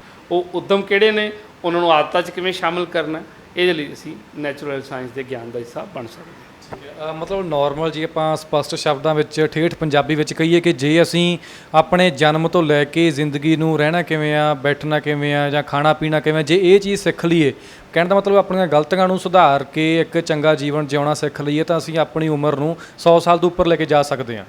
ਠੀਕ ਹੈ ਜੀ। ਚਲੋ ਮੇਰੇ ਹਿਸਾਬ ਨਾਲ ਮੈਂ ਉਮੀਦ ਕਰਦਾ ਹਾਂ ਕਿ ਸਾਡੇ ਦਰਸ਼ਕਾਂ ਦੇ ਜਿੰਨੇ ਵੀ ਸਵਾਲ ਸੀ ਉਹ ਕਲੀਅਰ ਹੋ ਗਏ ਹੋਣਗੇ। ਪਰ ਇੱਕ ਮੇਰੇ ਮਾਈਂਡ ਵਿੱਚ ਸਵਾਲ ਇੱਕ ਹੋਰ ਆਇਆ ਕਿ ਮੈਂ ਕਾਫੀ ਟਾਈਮ ਪਹਿਲਾਂ ਇੱਕ ਵੀਡੀਓ ਦੇਖੀ ਸੀ, ਉਹਦੇ ਵਿੱਚ ਇਹ ਚੀਜ਼ ਲਿਖੀ ਹੋਈ ਸੀ ਕਿ ਆਪਾਂ ਜਿਹੜੇ ਘਰ ਦੇ ਵਿੱਚ ਰਹਿ ਰਹੇ ਹਾਂ, ਉਸ ਕਮਰੇ ਦੇ ਜਿਹੜੇ ਆਪਾਂ ਸੌਂਦੇ ਹਾਂ, ਬੈੱਡ ਦੀ ਚਾਦਰ ਦਾ ਕਲਰ ਹੋ ਗਿਆ, ਆਪਣੇ ਕਮਰੇ ਦਾ ਕਲਰ ਹੋ ਗਿਆ, ਇਹ ਵੀ ਆਪਣੇ ਤੰਦਰੁਸਤ ਜੀਵਨ ਦੇ ਉੱਪਰ ਕਾਫੀ ਪ੍ਰਭਾਵ ਪਾਉਂਦਾ। ਕਿ ਜਿਹੜੇ ਕਲਰ ਹੋ ਗਏ ਅਤੇ ਮਤਲਬ ਆਪਾਂ ਸੌਣਾ, ਸਵੇਰੇ ਉੱਠ ਕੇ ਕਿਹੜਾ ਕਲਰ ਦੇਖਦੇ ਹਾਂ, ਸਾਹਮਣੇ ਅੱਖਾਂ ਖੋਲ੍ਹਣ ਤੋਂ ਬਾਅਦ ਕਿਹੜਾ ਕਲਰ ਆ ਸਾਹਮਣੇ ਅੱਖਾਂ ਦੇ ਆਉਂਦਾ, ਇਹ ਵੀ ਆਪਣੇ ਤੰਦਰੁਸਤ ਜੀਵਨ 'ਤੇ ਕਾਫੀ ਪ੍ਰਭਾਵ ਪਾਉਂਦਾ। ਕੀ ਇਹ ਗੱਲ ਸਹੀ ਹੈ ਜੀ? ਦੇਖੋ ਇਹ ਸਾਰੀਆਂ ਸਾਈਕੋਲੋਜੀਕਲੀ ਚੀਜ਼ਾਂ ਨੇ ਜਿਹਦਾ ਤੁਸੀਂ ਜ਼ਿਕਰ ਕੀਤਾ ਹੈਗਾ। ਅਕਸਰ ਆਪਾਂ ਇੱਕ ਚੀਜ਼ ਸੁਣਦੇ ਹਾਂ ਘਰ ਦੇ ਵਿੱਚ, ਬਜ਼ੁਰਗਾਂ ਨੇ ਬਹੁਤ ਵਾਰੀ ਆਪਾਂ ਨੂੰ ਗੱਲ ਕਹੀ ਹੁੰਦੀ ਹੈ ਕਿ ਬੇਟਾ ਟੁੱਟਾ ਸੀਸਾ ਨਹੀਂ ਘਰੇ ਰੱਖਣਾ। ਠੀਕ ਹੈ। ਉਹ ਜਿਹੜੀ ਮੈਂ ਅਗਰ ਉਸ ਇੱਕੋ ਗੱਲ 'ਤੇ ਗੱਲ ਕਰਾਂ ਤਾਂ ਤੁਹਾਡੀ ਸਵਾਲ ਦਾ ਜਵਾਬ ਦਰਸ਼ਕਾਂ ਨੂੰ ਮਿਲ ਜਾਏਗਾ। ਉਹਦਾ ਪਿੱਛੇ ਕਾਰਨ ਕੀ ਹੈ? ਟੁੱਟਾ ਸੀਸਾ ਨਾ ਰੱਖਣ ਦਾ ਕਾਰਨ ਇਹ ਹੈ ਕਿ ਉਹਦੇ ਨਾਲ ਤੁਹਾਡੀ ਮਾਨਸਿਕਤਾ 'ਤੇ ਅਸਰ ਜਾਂਦਾ ਹੈ। ਜਦੋਂ ਤੁਸੀਂ ਕੋਈ ਟੁੱਟੀ ਹੋਈ ਚੀਜ਼ ਰੋਜ਼ ਦੇਖਦੇ ਹੋ ਤਾਂ ਤੁਹਾਡੇ ਮਨ ਦੇ ਜਿਹੜੇ ਵਿਚਾਰ ਨੇ, ਤੁਹਾਡੇ ਬ੍ਰੇਨ ਦੇ ਅੰਦਰ ਇਸ ਤਰ੍ਹਾਂ ਦੇ ਕੈਮੀਕਲ ਰਿਐਕਸ਼ਨ ਹੋਣੇ ਸ਼ੁਰੂ ਹੋ ਜਾਂਦੇ ਨੇ ਕਿ ਤੁਸੀਂ ਨੈਗੇਟਿਵ ਥਾਟ ਪ੍ਰੋਡਿਊਸ ਕਰਨ ਲੱਗ ਪੈਂਦੀ ਸਾਡੀ ਬੋਡੀ, ਅਤੇ ਅਸੀਂ ਨਿਰਾਸ਼ ਅਤੇ ਇੱਕ ਜਿਹਨੂੰ ਕਹਿ ਲਓ ਕਿ ਇੱਕ ਨੈਗੇਟਿਵ ਲਾਈਫ ਸਟਾਈਲ ਵੱਲ ਮੂਵ ਕਰਨ ਲੱਗ ਪੈਂਦੇ ਹੈਗੇ। ਤਾਂ ਇਹਦਾ ਮਤਲਬ ਹੈ ਕਿ ਉਹ ਸਾਡੀ ਮਾਨਸਿਕਤਾ 'ਤੇ ਅਸਰ ਪਾਉਂਦਾ। ਠੀਕ ਹੈ। ਇਹ ਸਾਰੀਆਂ ਚੀਜ਼ਾਂ ਸੇਮ ਕਲਰ ਕੰਬੀਨੇਸ਼ਨ ਵੀ ਇਸੇ ਤਰ੍ਹਾਂ ਹੀ। ਤੁਸੀਂ ਘਰ ਦੇ ਤੁਸੀਂ ਗ੍ਰੀਨ ਕਲਰ ਦੇਖੋ, ਤੁਹਾਡਾ ਮਨ ਆਪਣੇ ਆਪ ਖੁਸ਼ ਹੋ ਜਾਂਦਾ। ਗ੍ਰੀਨਰੀ ਜਦੋਂ ਦੇਖਦੇ ਆ ਸਾਡਾ ਮਨ ਗਦਗਦਾਉਣ ਲੱਗ ਪਿਆ, ਕਹਿੰਦੇ ਵਾਓ, ਆਪਾਂ ਬੋਲਦੇ ਆ ਨਾ। ਤੁਸੀਂ ਕੋਈ ਬਹੁਤ ਤਿੱਖਾ ਜਿਹਾ ਕਲਰ ਦੇਖੋ, ਰੈੱਡ ਕਲਰ ਹੋ ਗਿਆ, ਇਹ ਦੇਖੋ, ਅਤੇ ਇਹਦੇ ਨਾਲ ਤੁਹਾਡੇ ਮਨ ਦੇ ਵਿੱਚ ਇੱਕ ਬੇਚੈਨੀ ਜਿਹੀ ਸ਼ੁਰੂ ਹੋ ਜਾਂਦੀ ਹੈ। ਠੀਕ ਹੈ। ਤਾਂ ਤੁਸੀਂ ਕੋਈ ਵੀ ਡਾਰਕ ਕਲਰ ਦੇਖੋਗੇ ਤਾਂ ਉਹ ਤੁਹਾਨੂੰ ਬੇਚੈਨ ਕਰੇਗਾ, ਉਹ ਤੁਹਾਨੂੰ ਕਾਲਾਪਨ ਤੁਹਾਡੇ 'ਚ ਪੈਦਾ ਕਰੇਗਾ। ਅਤੇ ਹਾਂ, ਅਤੇ ਇਹਦਾ ਮਤਲਬ ਕੀ ਹੋ ਗਿਆ ਕਿ ਅਸੀਂ ਖਾਲੀ ਗਲਤ ਖਾਣ ਨਾਲ ਨਹੀਂ, ਗਲਤ ਵੇਖਣ ਨਾਲ, ਗਲਤ ਸੁਣਨ ਨਾਲ ਅਤੇ ਗਲਤ ਬੋਲਣ ਨਾਲ, ਇਹ ਤਿੰਨੇ ਚੀਜ਼ਾਂ ਵੀ ਤੁਹਾਡੇ ਜੀਵਨ ਦੇ ਵਿੱਚ ਤੁਹਾਡੀ ਮਾਨਸਿਕਤਾ ਨੂੰ ਡਿਵੈਲਪ ਕਰਦੀਆਂ ਨੇ। ਠੀਕ ਹੈ। ਨਾਨਕ ਫਿੱਕਾ ਬੋਲੀਏ ਤਨ ਮਨ ਫਿੱਕਾ ਹੋਏ, ਉਹ ਚੀਜ਼ ਐਵੇਂ ਨਹੀਂ ਬੋਲੀ ਗਈ ਸੀ ਬਾਬੇ ਨਾਨਕ ਦੁਆਰਾ। ਠੀਕ ਹੈ। ਤਾਂ ਉਹ ਚੀਜ਼ਾਂ ਇਹ ਵਰਕ ਕਰਦੀਆਂ ਨੇ। ਇਸ ਕਰਕੇ ਕਿ ਜਦੋਂ ਆਪਾਂ ਕੱਪੜੇ ਵੀ ਚੂਜ਼ ਕਰਦੇ ਹਾਂ ਤਾਂ ਕਈ ਬਹੁਤ ਸਾਰੇ ਸੱਜਣ ਇਸ ਤਰ੍ਹਾਂ ਦੇ ਨੇ ਜਿਹੜੇ ਕੱਪੜੇ ਦਾ ਕਲਰ 'ਤੇ ਬਹੁਤ ਧਿਆਨ ਦਿੰਦੇ ਨੇ। ਠੀਕ ਹੈ। ਅਤੇ ਕਈ ਇਸ ਤਰ੍ਹਾਂ ਦੇ ਨੇ, ਉਹ ਕਹਿੰਦੇ ਕੋਈ ਚੱਕਰ ਨਹੀਂ, ਜਿਹੜਾ ਆਵੇ ਸੋ ਉਹ ਜਿਹੜੀ ਚੀਜ਼ ਆ ਗਈ ਉਹਨੂੰ ਪਾ ਲਓ। ਲੇਕਿਨ ਕਲਰ ਕੰਬੀਨੇਸ਼ਨ ਦਾ ਖਿਆਲ ਹਮੇਸ਼ਾ ਰੱਖਿਆ ਜਾਂਦਾ। ਇਹ ਸਾਰੀਆਂ ਸਾਈਕੋਲੋਜੀਕਲੀ ਚੀਜ਼ਾਂ ਨੇ, ਇਹਨਾਂ ਦਾ ਅਸਰ ਹੈ, ਬਿਲਕੁਲ ਹੈ। ਤੁਹਾਡੀ ਘਰ ਦੇ ਵਿੱਚ ਆਪਾਂ ਜਦੋਂ ਪੇਂਟ ਕਰਵਾਉਂਦੇ ਹਾਂ, ਕੋਈ ਇੱਕ ਵਾਲ ਹਾਈਲਾਈਟ ਕਰਵਾਉਂਦੇ ਹਾਂ, ਤਾਂ ਉੱਥੇ ਵੀ ਜੇ ਤੁਸੀਂ ਇੱਕ ਪੀਸਫੁਲ ਜਿਹਾ ਕਲਰ ਕਰਵਾ ਲਿਆ, ਇੱਕ ਕੂਲ ਕਲਰ ਲੈ ਲਿਆ ਹੈਗਾ ਹਾਈਲਾਈਟ ਦੇ ਵਿੱਚ, ਤਾਂ ਉਹ ਤੁਹਾਨੂੰ ਬੜਾ ਅੱਛਾ ਰਿਲੀਫ ਦੇਵੇਗਾ। ਜੇ ਭੜਕੀਲਾ ਕਰਵਾ ਲਿਆ ਹੈਗਾ ਤਾਂ ਤੁਸੀਂ ਦੇਖੋਗੇ ਕਿ ਉੱਥੇ ਉਸ ਘਰ ਦੇ ਵਿੱਚ ਮਾਹੌਲ ਜਿਹੜਾ ਗੁਸੈਲ ਵਾਲਾ, ਅਗਰੈਸਿਵ ਰਹੇਗਾ। ਤਾਂ ਇਹ ਚੀਜ਼ਾਂ ਦਾ ਅਸਰ ਹੁੰਦਾ, ਬਿਲਕੁਲ ਹੁੰਦਾ। ਤੋ ਲੇਕਿਨ ਇੱਥੋਂ ਤੱਕ ਆ ਕੇ ਸੋਚਣਾ, ਇਹ ਤਾਂ ਹੀ ਸੋਚ ਸਕਦੇ ਜੇ ਅਸੀਂ ਜਿੰਦਾ ਹੋਵਾਂਗੇ। ਜਿੰਦਾ ਦਾ ਮਤਲਬ ਹੈਗਾ ਕਿ ਜੇ ਅਸੀਂ ਨੈਚੁਰਲ ਹੈਲਥ ਸਾਇੰਸ ਦੇ ਗਿਆਨ ਨਾਲ ਜੁੜੇ ਹੋਵਾਂਗੇ ਔਰ ਆਪਣੇ ਜੀਵਨ ਦੇ ਚੰਗੇ ਔਰ ਮਾੜੇ ਦਾ ਮੁਲਾਂਕਣ ਕਰਨ ਵਾਲੇ ਲੈਵਲ ਲਈ ਬੈਠੇ ਹੋਵਾਂਗੇ। ਮੁਲਾਂਕਣ ਤਾਂ ਕਰ ਪਾਵਾਂਗੇ ਨਾ ਜੇ ਅਸੀਂ ਮਟੀਰੀਅਲਿਸਟਿਕ ਲਾਈਫ ਤੋਂ, ਭੀੜ ਤੋਂ ਕੁਛ ਟਾਈਮ ਆਪਣੇ ਆਪ ਨਾਲ ਗੱਲਾਂ ਲਈ ਕੱਢਾਂਗੇ। ਤਾਂ ਆਪਣੇ ਆਪ ਨਾਲ ਗੱਲਾਂ ਤਾਂ ਹੀ ਕਰ ਪਾਵਾਂਗੇ ਜੇ ਸਾਡੇ ਕੋਲ ਉਹ ਗਿਆਨ ਆ ਜਾਵੇ ਜੋ ਸਾਨੂੰ ਜਗਾਏਗਾ। ਡਾਕਟਰ ਸਾਹਿਬ ਜਿਵੇਂ ਚਲੋ ਸਾਡੇ ਦਰਸ਼ਕ ਸੁਣ ਰਹੇ ਹਨ ਤੇ ਜੇ ਉਹਨਾਂ ਨੇ ਚਲੋ ਅੱਜ ਤੱਕ ਜ਼ਿੰਦਗੀ ਦੇ ਵਿੱਚ ਜੋ ਵੀ ਕੀਤਾ, ਜੇ ਅੱਜ ਉਹ ਸਭ ਕੁਝ ਛੱਡ ਕੇ ਇੱਕ ਤੰਦਰੁਸਤ ਜੀਵਨ ਦੀ ਸ਼ੁਰੂਆਤ ਸਟਾਰਟ ਕਰਨਾ ਚਾਹੁੰਦੇ ਹੋਣ ਤਾਂ ਉਹ ਕਿੱਥੋਂ ਸ਼ੁਰੂਆਤ ਕਰ ਸਕਦੇ ਆ ਜੀ? ਚਲੋ ਜੋ ਅੱਜ ਤੱਕ ਹੋ ਗਿਆ ਉਹ ਅੱਜ ਸਟਾਪ ਕਰ ਰਹੇ ਆ, ਤੇ ਜੇ ਅੱਜ ਤੋਂ ਤਾਂ ਆਪਣੀ ਤੁਹਾਡੀ ਗੱਲਾਂ ਬਾਤਾਂ ਸੁਣ ਕੇ ਜੇ ਇੱਕ ਤੰਦਰੁਸਤ ਜੀਵਨ ਦੀ ਸ਼ੁਰੂਆਤ ਕਰਨੀ ਚਾਹੁੰਦੇ ਹੋਣ ਤਾਂ ਸਭ ਤੋਂ ਪਹਿਲਾ ਸਟੈਪ ਉਹਨਾਂ ਦਾ ਜਾਂ ਸ਼ੁਰੂਆਤ ਕਰਨ ਲਈ ਸਭ ਤੋਂ ਤੁਸੀਂ ਜੋ ਵਧੀਆ ਤਰੀਕਾ ਮੰਨਦੇ ਹੋ ਕੀ ਹੈ ਜੀ? ਦੇਖੋ, ਨੇਚਰ ਦਾ ਨਾ ਬੜਾ ਇੱਕ ਅੱਛਾ ਅਸੂਲ ਹੈ। ਉਹ ਅਸੂਲ ਹੈਗਾ ਕਿ ਤੁਸੀਂ ਜਿਹੜੀ ਵੀ ਉਮਰ 'ਚ ਵਾਪਸੀ ਕਰਨਾ ਚਾਹੋ ਉਹ ਤੁਹਾਡਾ ਵੈਲਕਮ ਕਰਦੀ ਹੈ। ਠੀਕ ਹੈ, ਉਹ ਨਹੀਂ ਤੁਹਾਨੂੰ ਪੁੱਛੇ ਕਿ ਤੂੰ ਇੰਨੇ ਸਾਲ ਕਿਉਂ ਨਹੀਂ ਆਇਆ। ਇਹ ਤਾਂ ਬਹੁਤ ਅੱਛਾ ਅਸੂਲ ਹੈ। ਤੁਸੀਂ 70 ਸਾਲ ਦੀ ਉਮਰ 'ਚ ਵਾਪਸੀ ਕਰ ਲਓ ਤੇ ਉਹ ਕਹਿੰਦੀ ਵੈਲਕਮ। ਠੀਕ ਹੈ, ਤੁਸੀਂ 2 ਅੰਗ ਆਪਦੇ ਗਵਾਉਣ ਤੋਂ ਬਾਅਦ ਉਹਦੇ ਨਾਲ ਆ ਜਾਓ, ਉਹ ਕਹਿੰਦੀ ਵੈਲਕਮ। ਠੀਕ ਹੈ, ਇਹ ਉਹਦਾ ਅਸੂਲ ਹੈਗਾ। ਜਿਹੜਾ ਅਸੀਂ ਇੱਧਰ ਨੂੰ ਆਉਣਾ ਹੈ ਉਹਦੇ ਲਈ ਸਭ ਕੁਝ ਇੱਕਦਮ ਵੀ ਛੱਡਣ ਦੀ ਜ਼ਰੂਰਤ ਨਹੀਂ ਹੈ। ਸਟੈਪ ਬਾਏ ਸਟੈਪ ਤੁਸੀਂ ਡਿਜ਼ਾਈਨ ਕਰੋ। ਮੰਨ ਲਓ ਜੇ ਸਾਡੇ 'ਚ 10 ਆਦਤਾਂ, ਸਭ ਤੋਂ ਪਹਿਲਾਂ ਤਾਂ ਇੱਕ ਲਿਸਟ ਬਣਾਈਏ ਕਿ ਕਿਹੜੀਆਂ ਆਦਤਾਂ ਮੇਰੀਆਂ ਖਰਾਬ ਨੇ। ਉਹ ਮੰਨ ਲਓ 10 ਆਦਤਾਂ ਤੁਹਾਡੇ ਤੁਸੀਂ ਲਿਖ ਲਈਆਂ, ਮੇਰਾ ਸਵੇਰਾ ਉੱਠਣਾ ਖਰਾਬ ਹੈ, ਔਰ ਉਸ ਤੋਂ ਬਾਅਦ ਮੇਰਾ ਮੋਬਾਈਲ 'ਤੇ ਇੰਨਾ ਟਾਈਮ ਦੇਖਣਾ, ਇਹ ਮੋਬਾਈਲ ਵਾਲੀ ਹੈਬਿਟ ਮੇਰੀ ਖਰਾਬ ਹੈ। ਤੀਸਰੇ ਨੰਬਰ 'ਤੇ ਆ ਗਿਆ ਮੇਰੀ ਚਾਹ ਵਾਲੀ ਹੈਬਿਟ ਖਰਾਬ ਹੈ। ਚੌਥੇ ਨੰਬਰ 'ਤੇ ਆ ਗਿਆ ਰੋਟੀ ਦੇ ਨਾਲ ਚਾਹ ਪੀਣਾ ਮੇਰਾ ਖਰਾਬ ਹੈ। ਨੈਕਸਟ ਹੋ ਸਕਦਾ ਕਿ ਰੋਟੀ ਦੇ ਨਾਲ ਪਾਣੀ ਪੀਣਾ ਮੇਰਾ ਖਰਾਬ ਹੈ। ਹੋ ਸਕਦਾ ਹੈ ਕਿ ਸ਼ਾਮ ਨੂੰ ਜੰਕ ਫੂਡ ਲੈਣਾ ਮੇਰਾ ਖਰਾਬ ਹੈ। ਇਹ ਆਪਣੀਆਂ ਆਦਤਾਂ ਨੂੰ ਲਿਖ ਲਓ। ਲਿਖਣ ਤੋਂ ਬਾਅਦ 1 ਬਾਏ 1 ਉਹਨਾਂ ਨੂੰ ਤਿਆਗ ਕਰਨਾ ਸ਼ੁਰੂ ਕਰੋ। ਉਹਦੇ ਨਾਲ ਕੀ ਹੋ ਗਿਆ, ਇੱਕ ਤਾਂ ਤੁਹਾਡੇ ਲਿਖ ਕੇ ਉਹਦਾ ਚਾਰਟ ਲਗਾ ਲਓ ਆਪਣੇ ਬੈਡਰੂਮ 'ਚ। ਠੀਕ ਹੈ, ਔਰ ਜਿਹੜੀ ਆਦਤ ਤੁਸੀਂ ਛੱਡਦੇ ਜਾ ਰਹੇ ਹੋ ਤੇ ਕ੍ਰਾਸ ਲਗਾਉਂਦੇ ਹੋ, ਇੱਕ ਤਾਂ ਤੁਹਾਨੂੰ ਮੋਟੀਵੇਸ਼ਨ ਆਏਗੀ ਵੀ ਹਾਂ ਮੈਂ ਛੱਡ ਰਿਹਾ। ਠੀਕ ਹੈ, ਔਰ ਦੈਨ ਜਿਹੜੀ ਚੀਜ਼ ਨੂੰ ਉਹਦੀ ਜਗ੍ਹਾ 'ਤੇ ਤੁਸੀਂ ਅਡੋਪਟ ਕਰ ਰਹੇ ਹੋ ਅੱਛੀ ਚੀਜ਼ ਨੂੰ, ਉਹਨੂੰ ਨਾਲ ਉਹਦੇ ਸਾਹਮਣੇ ਲਿਖ ਜਾਓ ਕਿ ਇਹਦੀ ਜਗ੍ਹਾ 'ਤੇ ਮੈਂ ਆਹ ਲੈ ਲਿਆ। ਫੋਰ ਐਗਜ਼ਾਮਪਲ ਤੁਸੀਂ ਲਿਖਿਆ ਕਿ ਰੋਟੀ ਦੇ ਨਾਲ ਮੈਂ ਪਾਣੀ ਪੀਂਦਾ ਹਾਂ, ਇਹ ਮੇਰੀ ਗਲਤ ਆਦਤ ਹੈ। ਉਹਦੇ ਉੱਥੇ ਕ੍ਰਾਸ ਮਾਰ ਕੇ ਸਾਹਮਣੇ ਲਿਖੋ ਰੋਟੀ ਤੋਂ ਅੱਧੇ ਘੰਟੇ ਬਾਅਦ ਮੈਂ ਗਰਮ ਪਾਣੀ ਪੀਂਦਾ ਹਾਂ, ਇਹ ਮੇਰੀ ਚੰਗੀ ਆਦਤ ਹੈ। ਤਾਂ ਇੱਕ ਚਾਰਟ ਬਣ ਗਿਆ। ਤਾਂ ਉਹ ਇੱਕ ਤੁਹਾਡੇ ਲਈ ਵੀ ਇੱਕ ਅਸਾਈਨਮੈਂਟ ਦਾ ਰੋਲ ਨਿਭਾਏਗੀ। ਉਹ ਤੁਹਾਡੀ ਫੈਮਿਲੀ 'ਤੇ ਬਹੁਤ ਵੱਡਾ ਇੰਪੈਕਟ ਪਾਏਗੀ। ਤੁਹਾਡੇ ਕੋਲ ਇੱਕ ਸਿਲੇਬਸ ਆ ਜਾਏਗਾ। ਠੀਕ ਹੈ, ਤਾਂ ਨੇਚਰ ਤੁਹਾਡਾ ਵੈਲਕਮ ਕਰੇਗੀ ਔਰ ਤੁਸੀਂ ਬਹੁਤ ਆਪਣੇ ਆਪ ਨੂੰ ਹਲਕਾ ਫੀਲ ਕਰੋਗੇ। ਔਰ ਇੱਕ ਜੋ ਵੀ ਉਮਰ ਤੁਹਾਡੀ ਹੋਏਗੀ ਨਵਾਂਪਨ ਆਏਗਾ ਲਾਈਫ ਦੇ ਵਿੱਚ, ਕਿਉਂਕਿ ਤੁਸੀਂ ਲਾਈਫ 'ਚ ਕੁਝ ਨਵਾਂ ਕੀਤਾ। ਔਰ ਜਦੋਂ ਇਨਸਾਨ ਨੂੰ ਇਹ ਪਤਾ ਲੱਗ ਜਾਂਦਾ ਕਿ ਹਾਂ ਮੈਂ ਆਪਣੀਆਂ ਆਦਤਾਂ 'ਤੇ ਜਿੱਤ ਹਾਸਲ ਕਰ ਸਕਦਾ, ਤਾਂ ਫਿਰ ਮਨ ਜੀਤੇ ਜਗਜੀਤ। ਠੀਕ ਹੈ, ਜਦੋਂ ਤੁਸੀਂ ਆਪਣੇ ਫਿਰ ਮਨ ਨੂੰ ਜਿੱਤਣ ਲੱਗ ਪੈਂਦੇ ਹੋ, ਫਿਰ ਜੱਗ ਜਿੱਤਣ ਦੀ ਤਿਆਰੀ ਆਪਣੇ ਆਪ ਨੇਚਰ ਤੁਹਾਡੇ ਤੋਂ ਕਰਵਾ ਲੈਂਦੀ ਹੈ। ਇਹ ਬੜਾ ਅੱਛਾ ਸਟੈਪ ਹੋਏਗਾ ਜੇ ਕੋਈ ਇੱਧਰ ਨੂੰ ਆਉਣਾ ਚਾਹੁੰਦਾ। ਮੈਂ ਨਹੀਂ ਕਹਿ ਰਿਹਾ ਕਿ ਇੱਕਦਮ ਤਿਆਗ ਕਰੋ।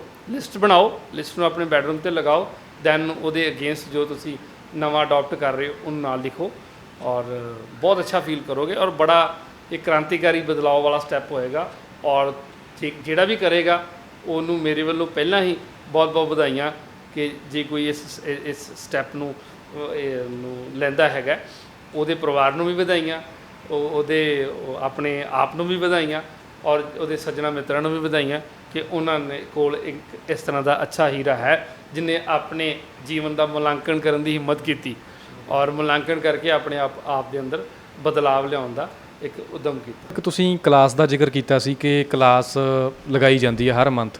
ਜੇ ਕੋਈ ਤੁਹਾਨੂੰ ਦਰਸ਼ਕ ਕੋਈ ਮਿਲਣਾ ਚਾਹੁੰਦਾ ਹੋਵੇ ਜਾਂ ਕੋਈ ਜਾਣਕਾਰੀ ਲੈਣਾ ਚਾਹੁੰਦਾ ਹੋਵੇ ਤਾਂ ਉਹ ਜਿਹੜੀ ਕਲਾਸ ਹੈ ਉਹਦਾ ਕੀ ਸ਼ਡਿਊਲ ਆ ਜਾਂ ਕਿਹੜੇ ਦਿਨ ਤੁਹਾਨੂੰ ਮਿਲ ਸਕਦਾ ਜੀ? ਦੇਖੋ, ਨੈਚੁਰਲ ਸਾਇੰਸ ਦੀ ਕਲਾਸਿਸ ਹਰ ਮਹੀਨੇ ਦੇ ਅਖੀਰਲੇ ਸ਼ਨੀਵਾਰ ਲੱਗਦੀਆਂ ਨੇ। ਠੀਕ ਹੈ, ਸੈਚਰਡੇ। ਨੰਬਰ ਨੀਚੇ ਚੱਲ ਹੀ ਰਿਹਾ ਹੈਗਾ, ਦਰਸ਼ਕ ਕਾਲ ਕਰਕੇ ਉਹਨਾਂ ਨੰਬਰਾਂ 'ਤੇ ਆਪਦਾ ਰਜਿਸਟ੍ਰੇਸ਼ਨ ਕਰਵਾ ਸਕਦੇ ਨੇ। ਰਜਿਸਟ੍ਰੇਸ਼ਨ ਕਰਵਾ ਕੇ ਉਹ ਉੱਥੇ ਪਹੁੰਚ ਸਕਦੇ ਨੇ। ਡਾਇਰੀ ਪੈਨ ਲੈ ਕੇ ਕੋਈ ਵੀ ਇਨਸਾਨ ਉੱਥੇ ਆ ਸਕਦਾ, ਓਪਨ ਹੁੰਦੀਆਂ ਨੇ ਔਰ ਬੜੀ ਠੇਠ ਭਾਸ਼ਾ ਦੇ ਵਿੱਚ ਨੈਚੁਰਲ ਸਾਇੰਸ ਬਾਰੇ ਉੱਥੇ ਪੜ੍ਹਾਇਆ ਜਾਂਦਾ ਹੈਗਾ। ਸੋ ਅੱਜ ਦੇ ਸਮੇਂ 'ਚ ਇਹ ਇੱਕ ਮਜਬੂਰੀ ਬਣੀ ਹੈ ਕਿ ਅਸੀਂ ਇਸ ਤਰ੍ਹਾਂ ਦੇ ਗਿਆਨ ਦਾ ਹਿੱਸਾ ਬਣੀਏ। ਬਟ ਜਿਵੇਂ ਜਿਵੇਂ ਤੁਹਾਨੂੰ ਇਹਦੀ ਸਮਝ ਆ ਜਾਂਦੀ ਹੈ ਤੁਹਾਨੂੰ ਇਹਦੇ 'ਚ ਆਨੰਦ ਵੀ ਆਉਣ ਲੱਗ ਪੈਂਦਾ ਔਰ ਉਸ ਤੋਂ ਬਾਅਦ ਤੁਸੀਂ ਪਾਓਗੇ ਕਿ ਤੁਸੀਂ ਇਹਨੂੰ ਨਹੀਂ, ਨੇਚਰ ਨੇ ਤੁਹਾਨੂੰ ਚੁਣ ਲਿਆ ਇਸ ਕੰਮ ਲਈ। ਸੋ ਬਹੁਤ ਅੱਛੇ ਕਰਮ ਲਈ ਕਿਸੇ ਦੀ ਸਿਲੈਕਸ਼ਨ ਹੋ ਜਾਣੀ, ਮੈਂ ਸਮਝਦਾ ਉਹ ਕੁਦਰਤ ਦੀ ਤੁਹਾਡੇ 'ਤੇ ਬਹੁਤ ਵੱਡੀ ਬਖਸ਼ਿਸ਼ ਹੈ। ਡਾਕਟਰ ਸਾਹਿਬ ਇੰਨੀ ਵਿਸਥਾਰ ਦੇ ਨਾਲ ਅਨਮੁੱਲੀ ਤੇ ਵਡਮੁੱਲੀ ਜਾਣਕਾਰੀ ਦੇਣ ਲਈ ਤੁਹਾਡਾ ਬਹੁਤ ਬਹੁਤ ਧੰਨਵਾਦ ਜੀ। ਮੈਂ ਉਮੀਦ ਕਰਦਾ ਕਿ ਸਾਡੇ ਦਰਸ਼ਕਾਂ ਦੇ ਜਿਹੜੇ ਵੀ ਸਵਾਲ ਸੀਗੇ ਮਾਈਂਡ ਦੇ ਵਿੱਚ ਸਾਰੇ ਕਲੀਅਰ ਹੋ ਗਏ ਹੋਣੇ ਆ। ਤੇ ਡਾਕਟਰ ਸਾਹਿਬ ਕੇਅਰ ਏਸ਼ੀਆ ਦੀ ਟੀਮ ਵੱਲੋਂ, ਕੈਮਰਾਮੈਨ ਜਸਵੰਤ ਸਿੰਘ ਵੱਲੋਂ ਤੁਹਾਡਾ ਕੇਅਰ ਏਸ਼ੀਆ ਟੀਮ ਨੂੰ ਇੰਨਾ ਟਾਈਮ ਦੇਣ ਲਈ ਤੁਹਾਡਾ ਬਹੁਤ ਬਹੁਤ ਧੰਨਵਾਦ ਜੀ। ਕੇਅਰ ਏਸ਼ੀਆ ਟੀਵੀ ਔਰ ਸਾਰੇ ਦਰਸ਼ਕਾਂ ਦਾ ਵੀ ਬਹੁਤ ਬਹੁਤ ਧੰਨਵਾਦ। ਇਸੇ ਤਰ੍ਹਾਂ ਪਿਆਰ ਤੇ ਆਸ਼ੀਰਵਾਦ ਬਖਸ਼ਦੇ ਰਹੋ ਜੀ। ਤੁਹਾਡੀ ਸੇਵਾ ਦੇ ਵਿੱਚ ਹੋਰ ਭਰਪੂਰ ਜਾਣਕਾਰੀ, ਹੋਰ ਪੋਜ਼ਿਟਿਵ ਗਿਆਨ ਬਿਮਾਰੀਆਂ ਤੋਂ ਮੁਕਤ ਰੱਖਣ ਵਾਲਾ ਗਿਆਨ ਤੁਹਾਡੇ ਅੱਗੇ ਡਿਲੀਵਰ ਕਰਦੇ ਰਵਾਂਗੇ। ਔਰ ਕੇਅਰ ਏਸ਼ੀਆ ਟੀਵੀ ਨੂੰ ਵੀ ਵਧਾਈਆਂ ਜੋ ਇੰਨੀ ਅੱਛੀ ਵੀਡੀਓਜ਼ ਬਣਾ ਰਹੇ ਨੇ।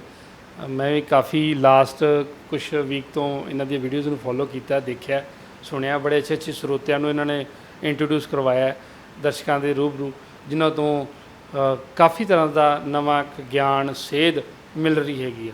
ਸੋ ਇਹ ਇੱਕ ਤਰ੍ਹਾਂ ਦਾ ਐਜੂਕੇਸ਼ਨਲ ਚੈਨਲ ਬਣਾ ਦਿੱਤਾ ਇਹਨਾਂ ਨੇ, ਜਿਹਦੇ ਵਿੱਚ ਇੱਕ ਪੋਜ਼ਿਟਿਵ ਤੇ ਗੁੱਡ ਇਨਫੋਰਮੇਸ਼ਨ ਦਾ ਬਹੁਤ ਵੱਡਾ ਭੰਡਾਰ ਇਕੱਠਾ ਕਰ ਰਹੇ ਨੇ। ਸੋ ਕੇਅਰ ਏਸ਼ੀਆ ਦੀ ਕੰਪਲੀਟ ਸਮੁੱਚੀ ਟੀਮ ਨੂੰ ਵੀ ਮੇਰੇ ਵੱਲੋਂ ਬਹੁਤ ਬਹੁਤ ਵਧਾਈਆਂ, ਔਰ ਦਰਸ਼ਕਾਂ ਦਾ ਵੀ ਬਹੁਤ ਬਹੁਤ ਧੰਨਵਾਦ ਹਰ ਵੀਡੀਓ ਨੂੰ ਇੰਨਾ ਪਿਆਰ ਦੇਣ ਵਾਸਤੇ। ਔਰ ਅਗਰ ਤੁਹਾਨੂੰ ਇਹ ਚੀਜ਼ਾਂ ਅੱਛੀਆਂ ਲੱਗਦੀਆਂ ਨੇ ਤਾਂ ਇਹਨਾਂ ਨੂੰ ਸ਼ੇਅਰ ਕਰਕੇ ਕਿਸੇ ਹੋਰ ਪਰਿਵਾਰ ਦੇ ਜੀਵਨ 'ਚ ਬਦਲਾਅ ਲਿਆਉਣ ਦੀ ਕੋਸ਼ਿਸ਼ ਜ਼ਰੂਰ ਕਰਿਓ ਜੀ। ਆਪਾਂ ਕੋਈ ਵੀ ਇੱਕ ਇਨਸਾਨ ਕੋ ਬਹੁਤ ਵੱਡਾ ਬਦਲਾਅ ਨਹੀਂ ਲਿਆਂਦਾ ਹੁੰਦਾ। ਅਗਰ ਆਪਾਂ ਸਾਰੇ ਇੱਕ ਸਟੈਪ ਵੀ ਇੱਕ ਅੱਛੇ ਬਦਲਾਅ ਵੱਲ ਲੈ ਕੇ ਜਾਈਏ ਤੇ ਇਹ ਸਟੈਪ ਹਜ਼ਾਰਾਂ ਸਟੈਪ 'ਚ ਕਨਵਰਟ ਹੋ ਜਾਣਗੇ, ਜੋ ਇੱਕ ਕ੍ਰਾਂਤੀਕਾਰੀ ਰੋਲ ਨਿਭਾ ਸਕਦੇ ਨੇ। ਔਰ ਤੁਹਾਡਾ ਜਿਹੜਾ ਸਹਿਯੋਗ ਤੇ ਆਸ਼ੀਰਵਾਦ ਜਿੰਨਾ ਜ਼ਿਆਦਾ ਮਿਲੇਗਾ, ਉਨਾ ਹੀ ਸ਼ਾਬਾਸ਼ੀ ਮਿਲਣ ਤੋਂ ਬਾਅਦ ਅਸੀਂ ਇਹ ਕੰਟੈਂਟ ਵੀਡੀਓਜ਼ ਹੋਰ ਜ਼ਿਆਦਾ ਇਨਫੋਰਮੇਟਿਵ ਬਣਾਉਣ ਦੀ ਕੋਸ਼ਿਸ਼ ਕਰਾਂਗੇ। ਅਗੇਨ ਦਰਸ਼ਕਾਂ ਦਾ ਔਰ ਕੇਅਰ ਏਸ਼ੀਆ ਟੀਵੀ ਦਾ ਬਹੁਤ ਬਹੁਤ ਧੰਨਵਾਦ। ਵਾਹਿਗੁਰੂ ਜੀ ਕਾ ਖਾਲਸਾ, ਵਾਹਿਗੁਰੂ ਜੀ ਕੀ ਫਤਿਹ।